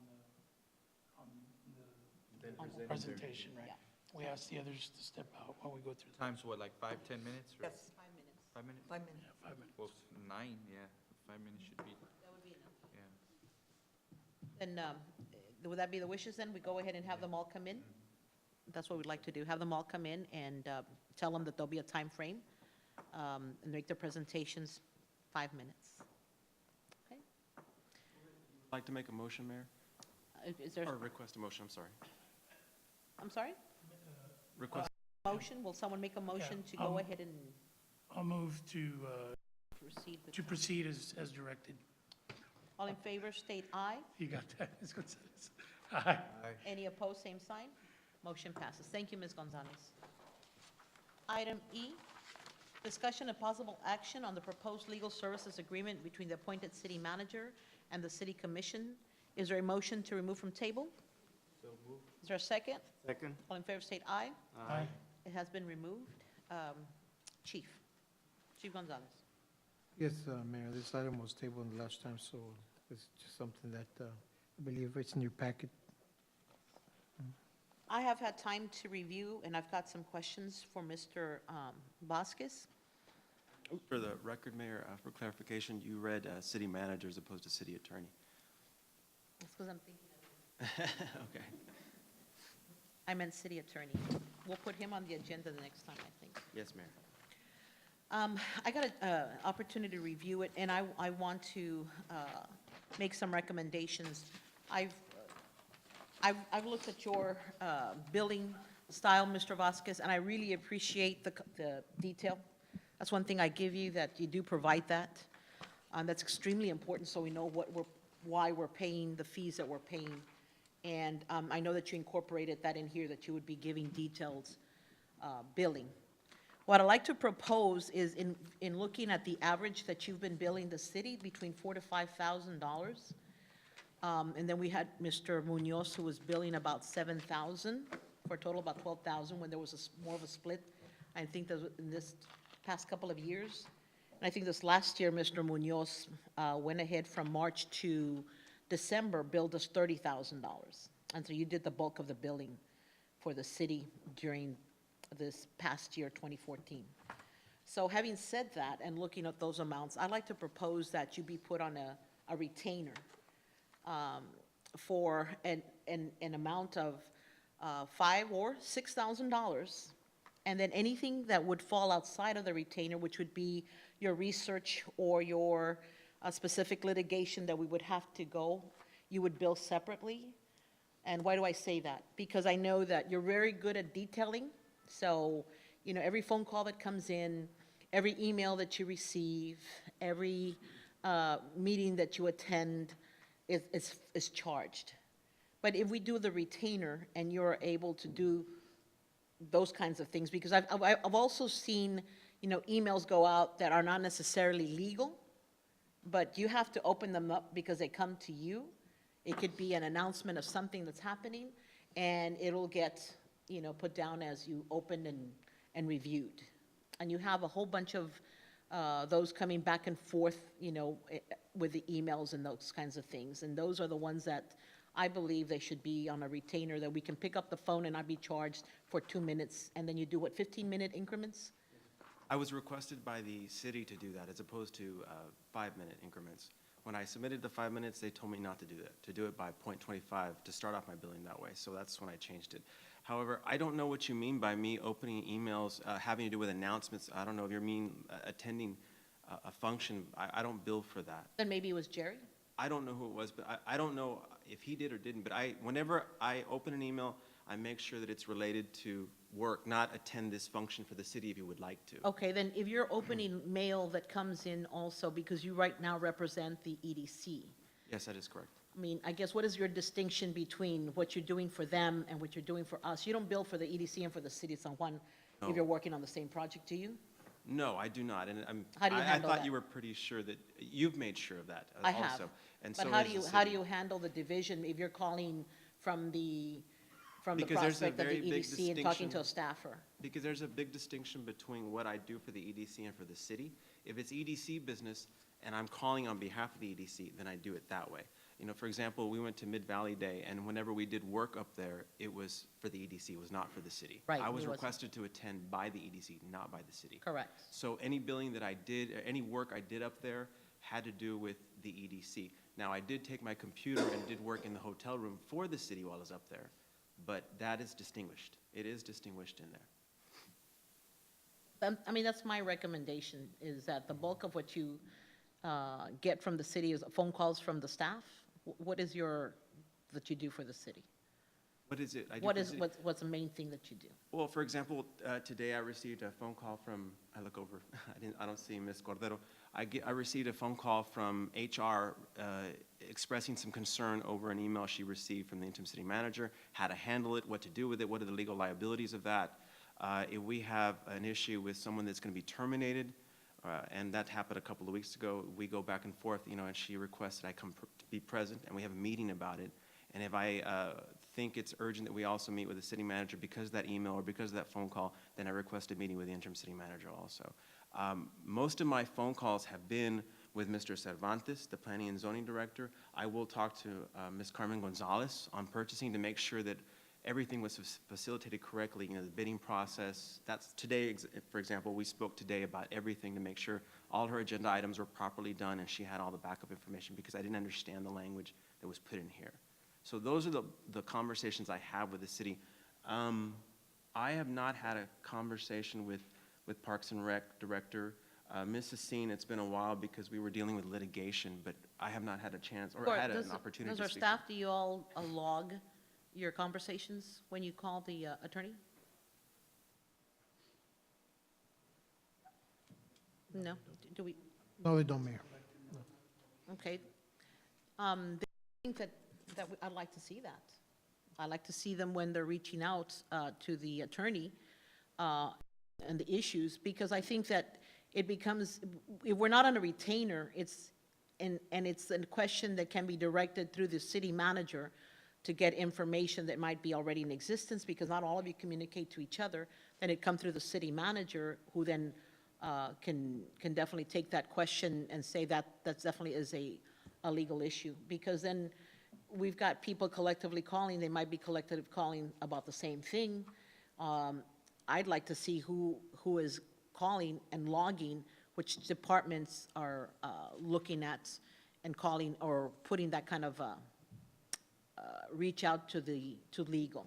Mayor, So I can have a sense of when things are being built, that it is something that's not easily answered through the city manager's office. yeah, Mayor, since my presence here, the legal questions that have been asked to Mr. Vasquez have been legal questions that, Are you aware of them every time they're asked? not all of them, but in general, when they ask me that they need to contact the attorney in reference to certain legal questions, they do So they do inform. ask you? Yeah, they do inform me. The majority of the legal questions, and in our directors' meetings, we do discuss some questions, but most of it, and yeah, I agree with Mr. Vasquez, most of it coming from the planning, zoning, purchasing, and so forth, and HR.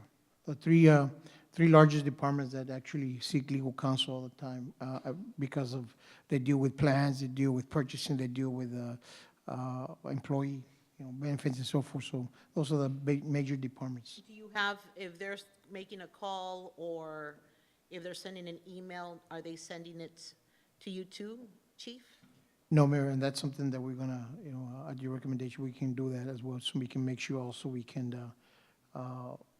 have checks and balances as well. Mayor, and if I may, the city charter specifically spells out your authority and the city commission's authority and the city manager's authority. So a lot of these directives, I mean, currently the city charter tells you who is to make these decisions on, who is to contact legal counsel. And I understand your concern about it, but right now it ultimately lies with the city manager, the way your charter's worded.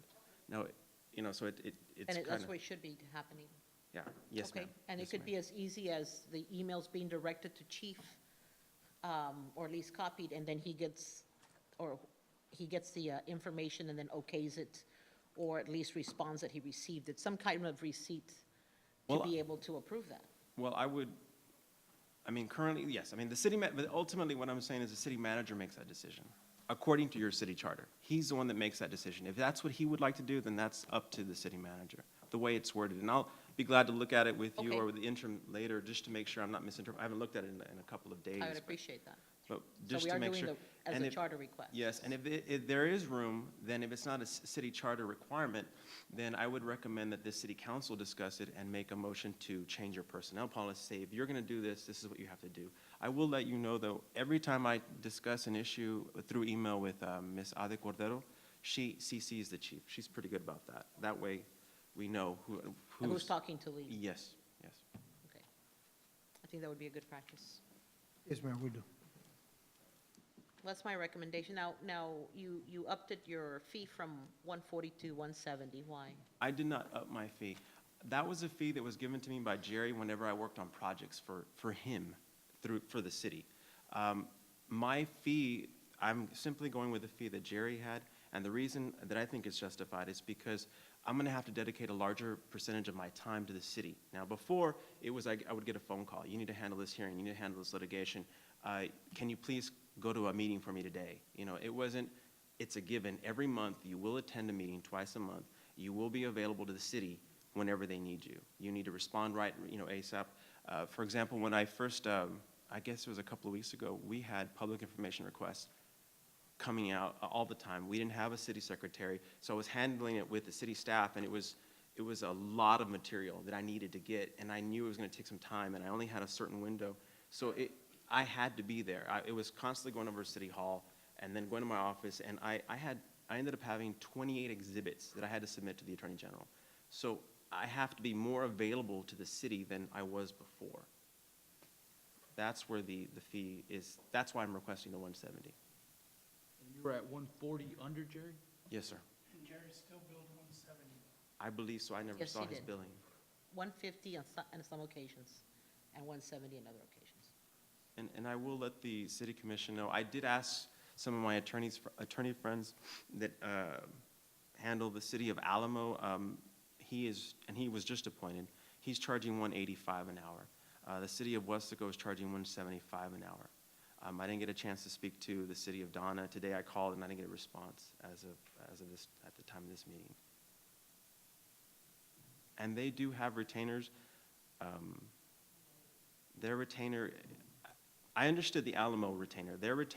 His retainer is, I believe he told me he obtains $3,000, and the way he made it sound, he receives it up front without submitting any billing.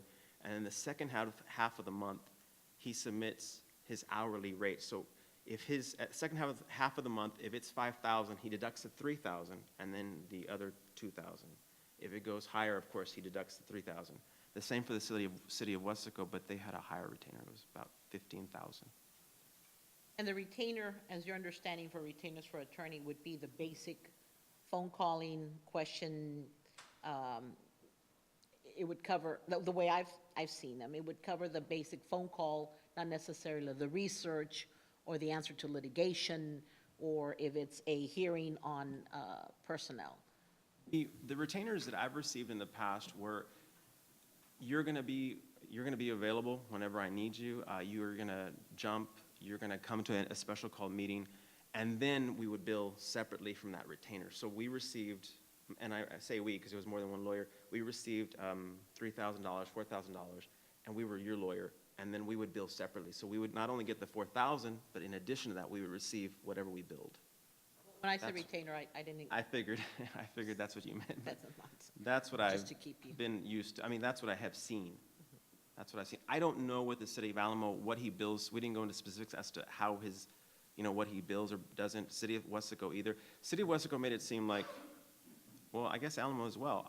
At the beginning of the month, I get $15,000, and then I submit my bill. If I don't reach $15,000, then I have to deduct it. If I go beyond, well, then I get more money. That's what he told me. But the only thing that we do is review contracts, discuss issues with city department heads, legal issues, litigation. He didn't have a separate bill for litigation. And I mean the city of Westaco. I just think that since you've, obviously, and you've said it here today, Mayor, that Mr. Vasquez has been very upfront and very clear about his billing, I wouldn't see why we would need to change that because it's all going to be documented and in a fashion that you're comfortable with. I don't see the benefit of changing how we do that. And as far as paying a retainage up front, I would want to make sure, first of all, that we have it budgeted, because if we're going to offer him, for example, $6,000 a month, do we have that much budgeted for legal services? And if we do, then great. And if Mr. Vasquez is amenable to it, I would say that he could bill against that retainer, every month. And since you're more than happy with the way that he bills, and it's been something that is very easily, it's right there in black and white. If you have a question, you can always go back to that and say, did you open up an invitation to a party, or did you open up an invitation to discuss a legal item? At this point, I wouldn't see changing the way we've been doing it, but I wouldn't have a problem unless Mr. Vasquez is not amenable to it, to doing a retainer up front that he would bill against. I think that would work, because that would tell us how much we need to pay every month in legal fees.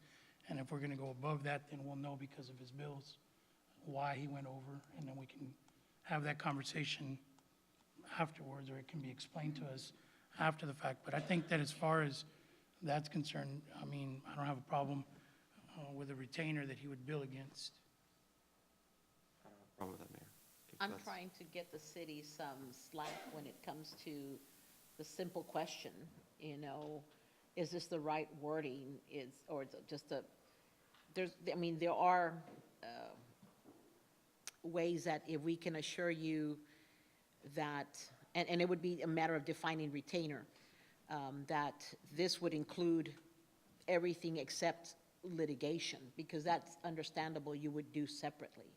But everything else, every time Mr. Cervantes calls you, every time Sandra Mr. Ramirez calls you, or the chief calls you on routine day-to-day that happens, that do happen, would not be taxed. And I'd like to go back to the 5-cent increments, 5 cents, I wish, 5-minute increments, because I can't justify a simple phone call and you're charging 15 minutes when it's 5, because if you do it at 170, it's $35 or $37. And I'd rather pay you for the 1-2 minutes at 5 increments of 5 than automatically give you the 15. So I'd like to go back to that. I don't know why, and I believe it was somebody prior to Mr. Gomez. It was somebody prior to that they told me they didn't like the .08, because that .08 is the 5 minutes. They didn't like that. So they said they want everything started at .25. What I started doing a lot also was I would do .25 telephone conference with city manager regarding whatever issue, semicolon, telephone conference with HR director as a result of the conversation, and then a prepared email to city manager. So it was it was at 15-minute interval, included all of that. So that way it wouldn't, because sometimes you're right, some of the phone calls are 2 minutes. But usually if the interim city manager calls me, it's because they want me to take a further step. So it goes on and on from there. But, I've done that as well. I don't know if you've noticed that, or the bracket is usually bigger in that .25. I try to do that more. Then in that case, if the retainer would be worked out with what you bill, and you get it from there, then basically we're not, it's the same thing. It's the same thing. You're still billing according to the time. There's no anything that we get automatically. You'll bill for every single thing you do. Which is pretty much, the way we've done it. The way my law firm's done it and the way the other attorneys are doing it, they bill against the retainer. I don't know specifically, Alamo, like I said, I didn't ask him, but, that's normally, you justify your money. What are you doing for the city? What are you doing? And I'm having telephone conferences with the interim city manager. I'm having telephone conferences with Mr. Cruz. I'm having telephone conversations with the mayor regarding an agenda item and how to word it, or what would she like to put on there. Mayor Pro Tem, the same thing. That's what my it's for work that I'm actually doing. It's not, and if you look at it, it's work that I'm doing that I'm not doing for somebody else. I mean, I'm doing it for you. So, I mean, And I think, I'll go back again. I don't have a problem with the way that you're billing. I think what we can do then is I like to go, because you show the detail, and I will definitely call you on it. I'd like to go back to the .5 or the .8, .08 for billing purposes, to make sure that we're not paying more than we need to in a short conversation. And then, what else did I want to say? And detailed, one more thing. If you were to refer a contract out because it's out of your specialty, I don't think it's right that you should retain a percentage of the judgment that might come back on that. If there's an award that is given, because you were not able to take on this case. If you were to work on it, I mean, if there is for example, Mr. Garcia, Judge Garcia is handling one of our cases, correct? So he's got the personnel, he's able to work it, and he's going to wait till the award comes and he takes his percentage from that. But in the contract that was signed by Mr. Munoz, he's taking a percentage of that as well. I think that if you have to take that case to somebody else, let them work it. You took it to them, but not like in private practice where we can take a percent because I referred it to you. I think in our case, there should be no referral. You couldn't do it because it's not in your specialty. Let them. If they asked you to do something for them, because for some reason they could not, that might be the exception. But I would still think that they come in here and can make a presentation because they're going to take it from us anyway. This is on a percentage basis. So I would not like to see you taking in those contracts, working in a percent to be paid to you. If you refer it out, it's gone. I mean, I don't have a problem with that. The only thing is, if I'm going to continue working on that case, and because of the limitation of Gilbert and the time limits and the work that I'm doing for the city, I cannot work on this water tower lawsuit. I am going to suggest we refer it out to an attorney to handle it, not necessarily because I can handle it, but I don't have the time. Right. I'm only one person. Now, if I'm going to continue, as our rules, as you know, if we work on that case, we can get a percentage of that case. That is allowed. But if I'm not, but then we would also have to say, well, then how can you bill the city if you're going to get a percentage of it as well? So bottom line is, I don't have an issue with that.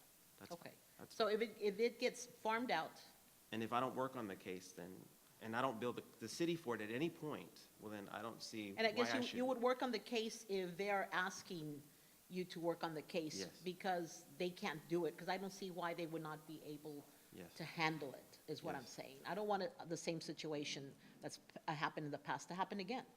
I don't know if it's happened, but I would not double bill, because there are times that I would have to attend a hearing with Ramon Garcia, so that way I can report to the city, and I would bill for that. I went to courthouse, spent, you know how long it takes at the courthouse, 2 or 3 hours in the courtroom to go over the issues of the case, or whatever it is. Obviously, I wouldn't be able to say, I'm going to bill the city, double bill, and then also get a percentage. And that's over here. because at their request for you to come in, Yes. you're not going to go volunteer, I want to be at every single Yes. hearing, No. when they're able to handle those by themselves. No, in fact, the other day, the interim city manager called and said, I would like you present whenever Ramon Garcia's office is here to discuss this and this and this, so I need you here. So, but I would not say, well, I'm going to bill and then, double bill. I want that worked into the contract. That if it's going to be referred out, that you not also request on the contract signed with the referring firm, you continue to maintain a percentage of the award that's going to be given. But you can get paid for the hours spent if requested by the firm, for the sake of if the representation of the city is required. Other than no, because what happens is, if he's going, whatever he receives, that's up to him if he wants to give you something, but the thing about it is it's a double dipping in a way. You're receiving funds, because that particular amount that gets paid as an award is the award of the city. And even if they say 30%, if we can negotiate the percentage to be less than 30% or 40%, depending what happens with the case, that's for us to decide. not him to factor in, because he's also going to pay another attorney another percent. So I like that included in the contract, and I would be okay with your contract. The timing, and you don't keep a percent when you send out refer a case. Yes.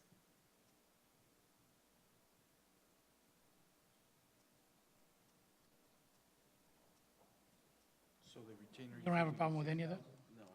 No retainer, No retainer. no retainer. No retainer? No, because he's going to bill us for everything anyway. So, I'm not going to bill you for everything. I'm going to bill you for what I do, Mayor. well, I'm talking about a simple phone call. That's going to get, It's And not if- a simple it- phone call when you're dealing with HR and if in you the run city, into me Mayor. in the hallway in the court, No, okay. no, unless it's having to do with the city, because you and I have done that, where you were not at a meeting. Don't talk to me in the courthouse, No, no, but we've talked where you asked me, what happened at the meeting since I was not there? I Can you won't tell ask me? then. Well, if you don't want to know what happened, okay. Then don't bill me. Okay. Okay. If we've ironed that, then that's fine, and we'll keep tabs on the building, continue to build the way that you have, the detail that you have put in there. And I do want to come back with policy that any of the staff that is going to be requesting the services that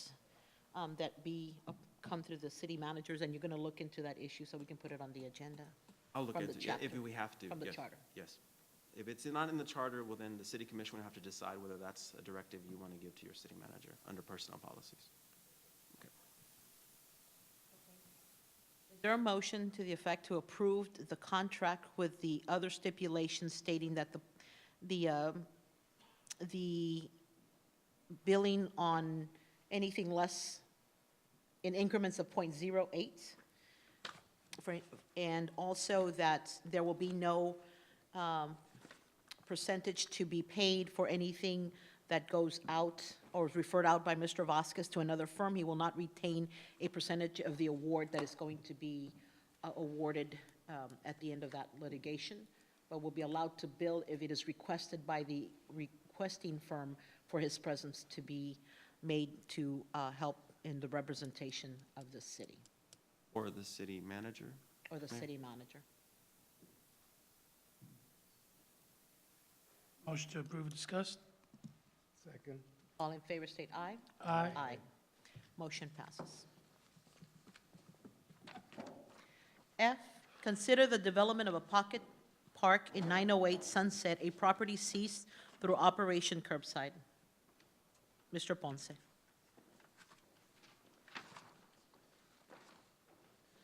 Chair, Mayor Pro, members of the commission.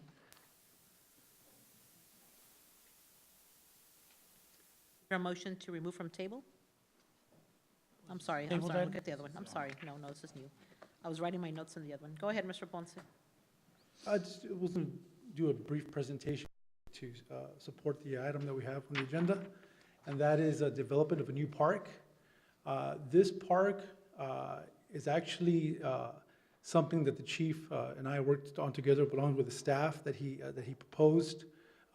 This piece of property was actually seized by Operation Curbside, and I think I wouldn't do it justice explaining that, and the chief will probably do a better job of doing that. But there was illegal activity going on in this residence, and through the Crime Stoppers hotline, through a tip, our PD was able to go in and to eliminate that illegal activity. And well, essentially, the idea is to, instead of selling this lot, is to convert this seized property into what we call a pocket park, which what we have in our other neighborhoods. What we find here is that in this particular neighborhood, there's not a lot of green space. The majority of it is mobile homes, and we would like to essentially build this to serve the community. In accordance with the master plan that was done in 2010, we actually have a need for parks in that area, and currently we have 16 parks. The majority of them being located on the south side. This is right on the border of Cesar Chavez. It's actually right across Alamo Middle School. And this area, and we see here, that's actually a picture of the lot itself. There is that mobile home on there. That obviously will be removed. We're going to try to actually salvage that carport. It needs a little bit of a TLC, but talking to my crew, they think that we could actually salvage that. There's a cement space there as well that we can make use of. And actually, it's 55 by 100 as far as the actual property. It's not a huge space, but actually we can actually fit in some nice amenities for the community. Here's another picture that we have here. Again, kind of have some of these trees that are already in place for about under $10,000. And actually, we're kind of shooting for about 6 or 7. We can add some picnic benches. We can do a basketball court. We'd have to do some just very minor concrete overlay of what I showed you right here. And Remove the trailer? yes, once we have not removed it, we're going to remove the trailer. Yes, I believe the police department's going to make use of that. We'll add a barbecue pit. Actually, of course, we'll have a more of a detailed, refined design. But actually, we have enough space to add something that definitely the neighborhood could utilize. Like we're going to also, we had talked about adding like a piñata stand, and underneath this covered pavilion, we're going to add picnic tables, so the community could then go in and have their birthday parties, things of such celebrations, and then of course the kids, the neighborhood youth will have a place to play basketball. I saw like 2 hoops around, and they're right on the corner of the street, on the street. They're on the street. So this is a good example of some of that a neighborhood that we think could definitely benefit off, a smaller park where it's strictly for that individual neighborhood. And again, the benefits of the project, and this is just an example, and actually there's trees around, how we would design it. We would have we'd just add some additional fencing. And if you see Some of those evergreens? I would hope so. We have some existing trees. It would be nice. And I use this example because it's not a complete half court. It's just it's a court that's fitted obviously to the scope of the land, but it's much more than what they have now. Again, these kids are playing basketball on the street. Yeah. So it would be half court. Well, not traditional half court. It would be something you would see there, like a little more than the 3-point line. And actually, I believe it's like we measured out so far, it's like 25 by 25. Yeah, it's similar to what we have at Miguel Hidalgo, at that park there. Yes. So that's kind of that we're going to use on a smaller scale. And again, we hope this will provide some community engagement. We'll give them a place so they can congregate. Safe, a green space, very much like in more urban areas where there's lack of green space. Here, it's usually what we've seen is the mobile home, in a driveway, and there's no space. So this will, I think, will be very functional for the community. And of course, the health incentives, obviously promoting physical activity. And then, of course, the service equity in the sense that it is an underserved area. In the master plan, it was identified as an area that was in need of a park. So for the cost of the project, and the chief had mentioned that he also has some potential seized asset funds, cash, to pay for the barbecue pit, for the laying of the concrete, which we will purchase the concrete, but our staff will actually lay it out. We'll install the basketball court, the barbecue pit as well. We've got a kind of bids, and right now it's about $6,500 that we're looking at. Of course, we can give ourselves some space and just to do some basic landscaping. And the good thing about it, if as you see here, there's already some trees there and some mature trees that we're going to work around. So we think that this is a great way to show the police department giving back to the community, making use of a place that was a location that was known for bad activity to something that's going to be create positive, good activity. Awesome idea. I thank you and the police department for that, for the seats first and above all, and then the fact to turn it over. Is this also this is the community that has that problem with the smell, Mr. Cruz? Right across.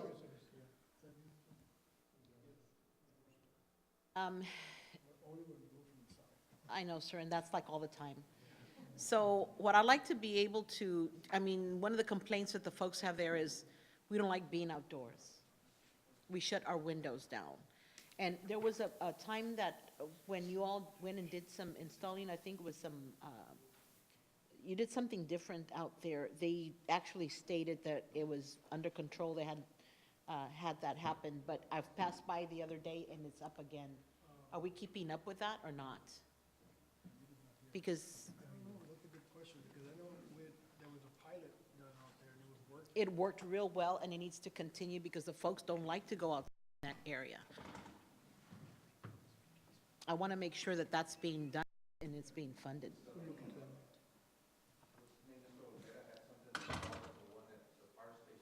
And it works really well, doesn't it? Is it still working for you all? Okay, then there's, I know he was just, it was a pilot, deal that he had gotten, he was trying it out, and he was giving all our, our comments, our feedback actually. And it worked good, especially when we get the northern. Sure. It would go to the station. right. But, I think, Mr. Ramirez might be familiar with this. Yeah, I need to see what he did. Yeah, Can we please follow up with that? Because it's kind of, it's not, whatever might have happened over there, it's not the same result they're having on the north side. And that's very important so that people can go outside because their complaint is, I don't want to be outside. Most definitely, most definitely. We'll definitely look into it. Okay? Thank you. And we've identified the funding, is that correct? Yes, Mayor Pro Tem, we do have asset forfeiture funds that we also seized in these residents. And we also have 2 or 3 other locations that we're looking at also. And this is a project that we're gonna move forward and convert those houses into pocket parks. I think, I applaud Mr. Ponce. He's the one that prepared all this for us. I gave him the idea, and the property that was seized, and he stepped forward and proceeded to do all that research. And this is something that happens in suburban areas and other areas, and I think that this is something that's great for our youth. And by speaking with the community there and around that area, they're looking forward to it. I think it's very, it's exciting for us to see that as well. But again, it's something that, we turn a bad, thing into a good thing for the community. Great work, Chief. Having said all that, I'd like to make the motion to proceed with converting the seized property at 908 Sunset into a pocket park. It's been moved. Is there a second? Second. All in favor state aye. Aye. Motion passes. That the record reflect that Commissioner Garza was not present on this particular item for voting. G, consider resolution of the City of San Juan, Texas, adopting the work plan and budget for year 28 Urban County Program. Chief Gonzalez. Yes, Mayor, Commissioner, this is a project that we had to submit for 2015. There was 4 projects that were submitted in total, but this was the only project that was actually approved. So I have Mr. Ronnie Cruz discuss the street project and the projects that we propose to be approved. Right? You have, but this is just part of the urban county, the rest of it is The other, The regular services that we Sure. provide every year, yes. provide. What we did, it was a very short notice when we were asked to put some estimates. We threw in San Antonio, over there on 495, just where the juniors east, that subdivision there, Poulin. Capri- Hooper, Capri Capri. subdivision. They didn't qualify. Brechas, we went in there, made a cost, that one didn't qualify.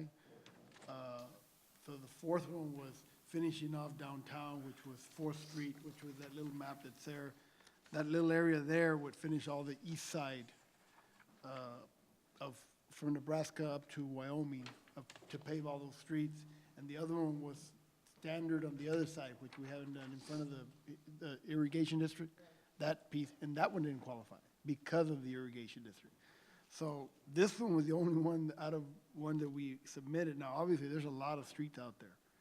But it looks like there's, the load to mod is pretty, I think one of the pretty biggest issues now is that the determining factor for low-to mod has changed because the federal government has not accepted the census.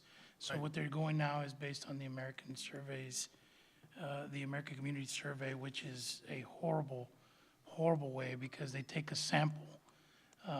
They'll go into one census tract, they'll send 100 census forms to 100 random people in the census tract, and then whatever they put back will be the determining factor for that entire census tract.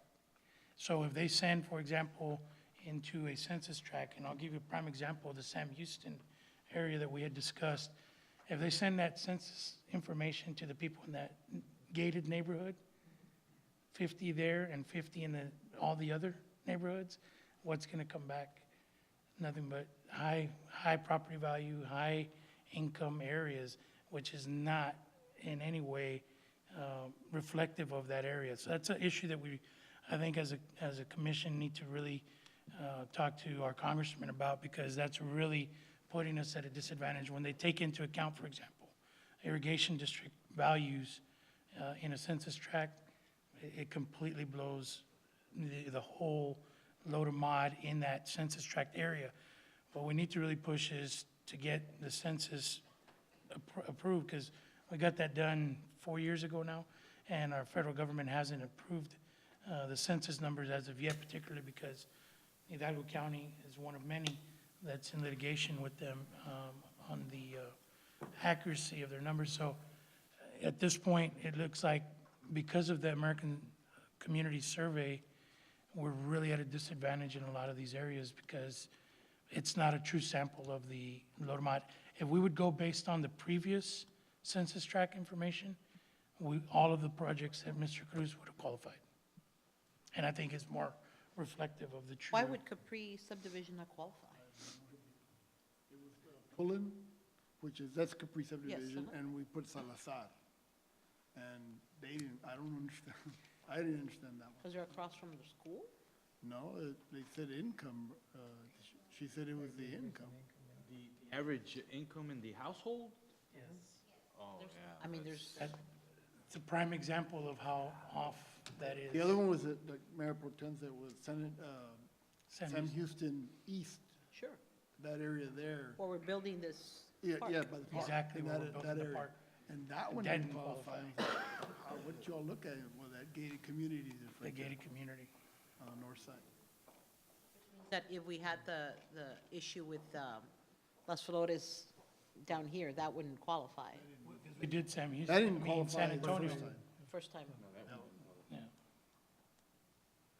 So out of all of them that we put, which were about 6 areas, this is the only one that qualified that we put in there. Now, there's other areas that you'd have to, we could look into, but. Can this be modified later? Does it have to stay as it is? I don't know, the Urban County has a deadline, I think of Friday. Friday. Well,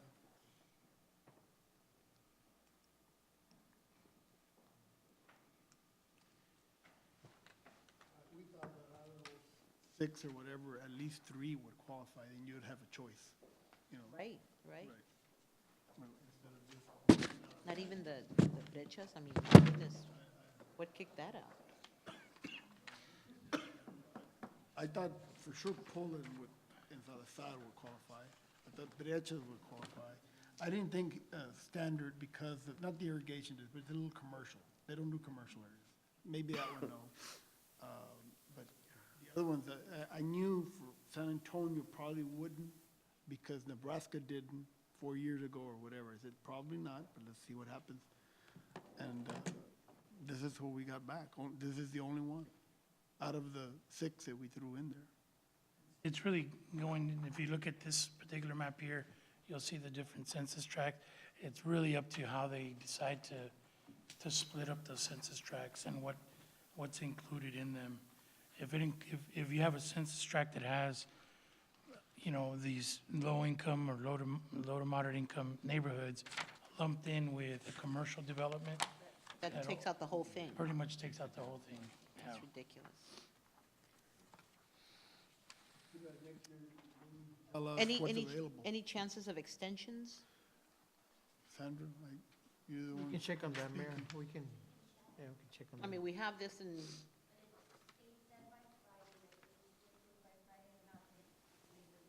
Yeah, no, we don't want to do that. And I guess, maybe, can we take the vote, approve it, and then the possibilities of either redefining it later? Can that happen? Has that ever happened before? The only thing that I've seen, Mayor, in my experience, is that we can request an amendment Okay. to the plan. The only thing is they have to, we're gonna have to really go out and tell them, number one, well, why? Why do you need this amendment? And we have to sell that to them. And then two, we gotta make sure that we have another Everything project that's ready. gonna qualify immediately. And also that they don't start, because see, with that clock starts there, they start doing the environmental. Once the environmental is done, then if you try to take it out, then the city, I think, gets dinged for that cost of the environmental. So I think that's the reason they put this deadline to start the environmental. But if we say, well, hold up, do somebody else, another city, and let's maybe give it some time. The only thing I need is just tell me some areas, but, you know, the problem is what qualifies? What qualifies?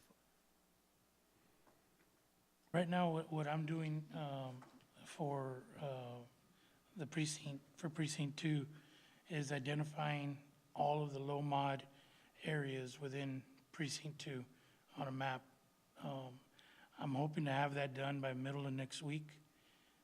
That'll obviously include all of the city, and then maybe everybody can take a look at, on a map, what's identified as low to mod. And I'm having to do that for the very same reason that this is happening, because we had identified some colonias for streetlights, and they came back and they had been previously approved. And then when we submitted the application, they kicked them out. And I said, how can you kick them out if they were approved last year? I said, because now we're using this new census data, and because of that. That's probably the best way to work, that give us the areas that do qualify, and that way we don't work backwards. I could provide that, Ronnie, to you by middle of next week, and then, or Chief, or both of you, and then you can email it to everyone. But in the meantime, I think that we really need to get this approved, and then if we have the opportunity to amend at a Be later able date. to then- reconsider it. I Yep. agree. All right, that being said, is there a motion to approve? Motion to approve is presented. Is there a second? Second. All in favor state aye. Aye. Any opposed? Motion passes. H, consider the resolution authorizing the City of San Juan to submit an application for the funding office of the Governor for the Criminal Justice Division for the creation of a regional home invasion, kidnapping, and extortion special investigation group to combat violent crimes. Ms. Borrego? Good evening. As stated in the summary does discuss that Hidalgo County is a critical drug and human trafficking area. In 2013, we had a total of 437 violent crimes. For 2014, we haven't got a finished crime report, but as of now, it shows that there is an increase in violent crimes within the area. Because of this, we've seen the increase in violent crimes, but we've not seen an increase in resources to help combat those violent crimes, which is why we're seeking funds to help create an investigation group, which would be called the Regional Home Invasion, Kidnapping, and Extortion Special Investigation Group, who will combat these types of crimes. The grant that we'll be submitting for is a 0% match. Because we're going to be purchasing equipment, it would take 6 months to finish out the match. Once that is done, we'll already have our people intact, which would be 2 representatives from the City of San Juan and 6 from other municipalities, which we've already received signatures from, who would like to participate in the group. And right now, we're looking at about $19,000 that we'll be requesting to fund. The funds will be used to purchase video cameras,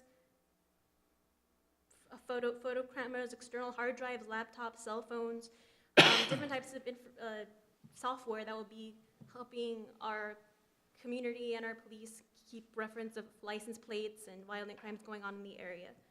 Are there any other questions? Is this the first time this grant is available, or is?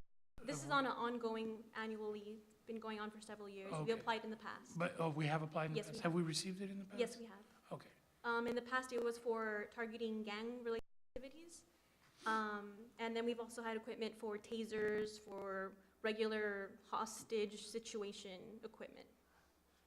I do want to share that Ms. Borrego did an excellent job. We did meet with these folks, and they were, at least one of them were asking all sorts of questions on the requirements and how it's being dealt, and she was able to answer them, and so they were very impressed. And I know that between her and Mr.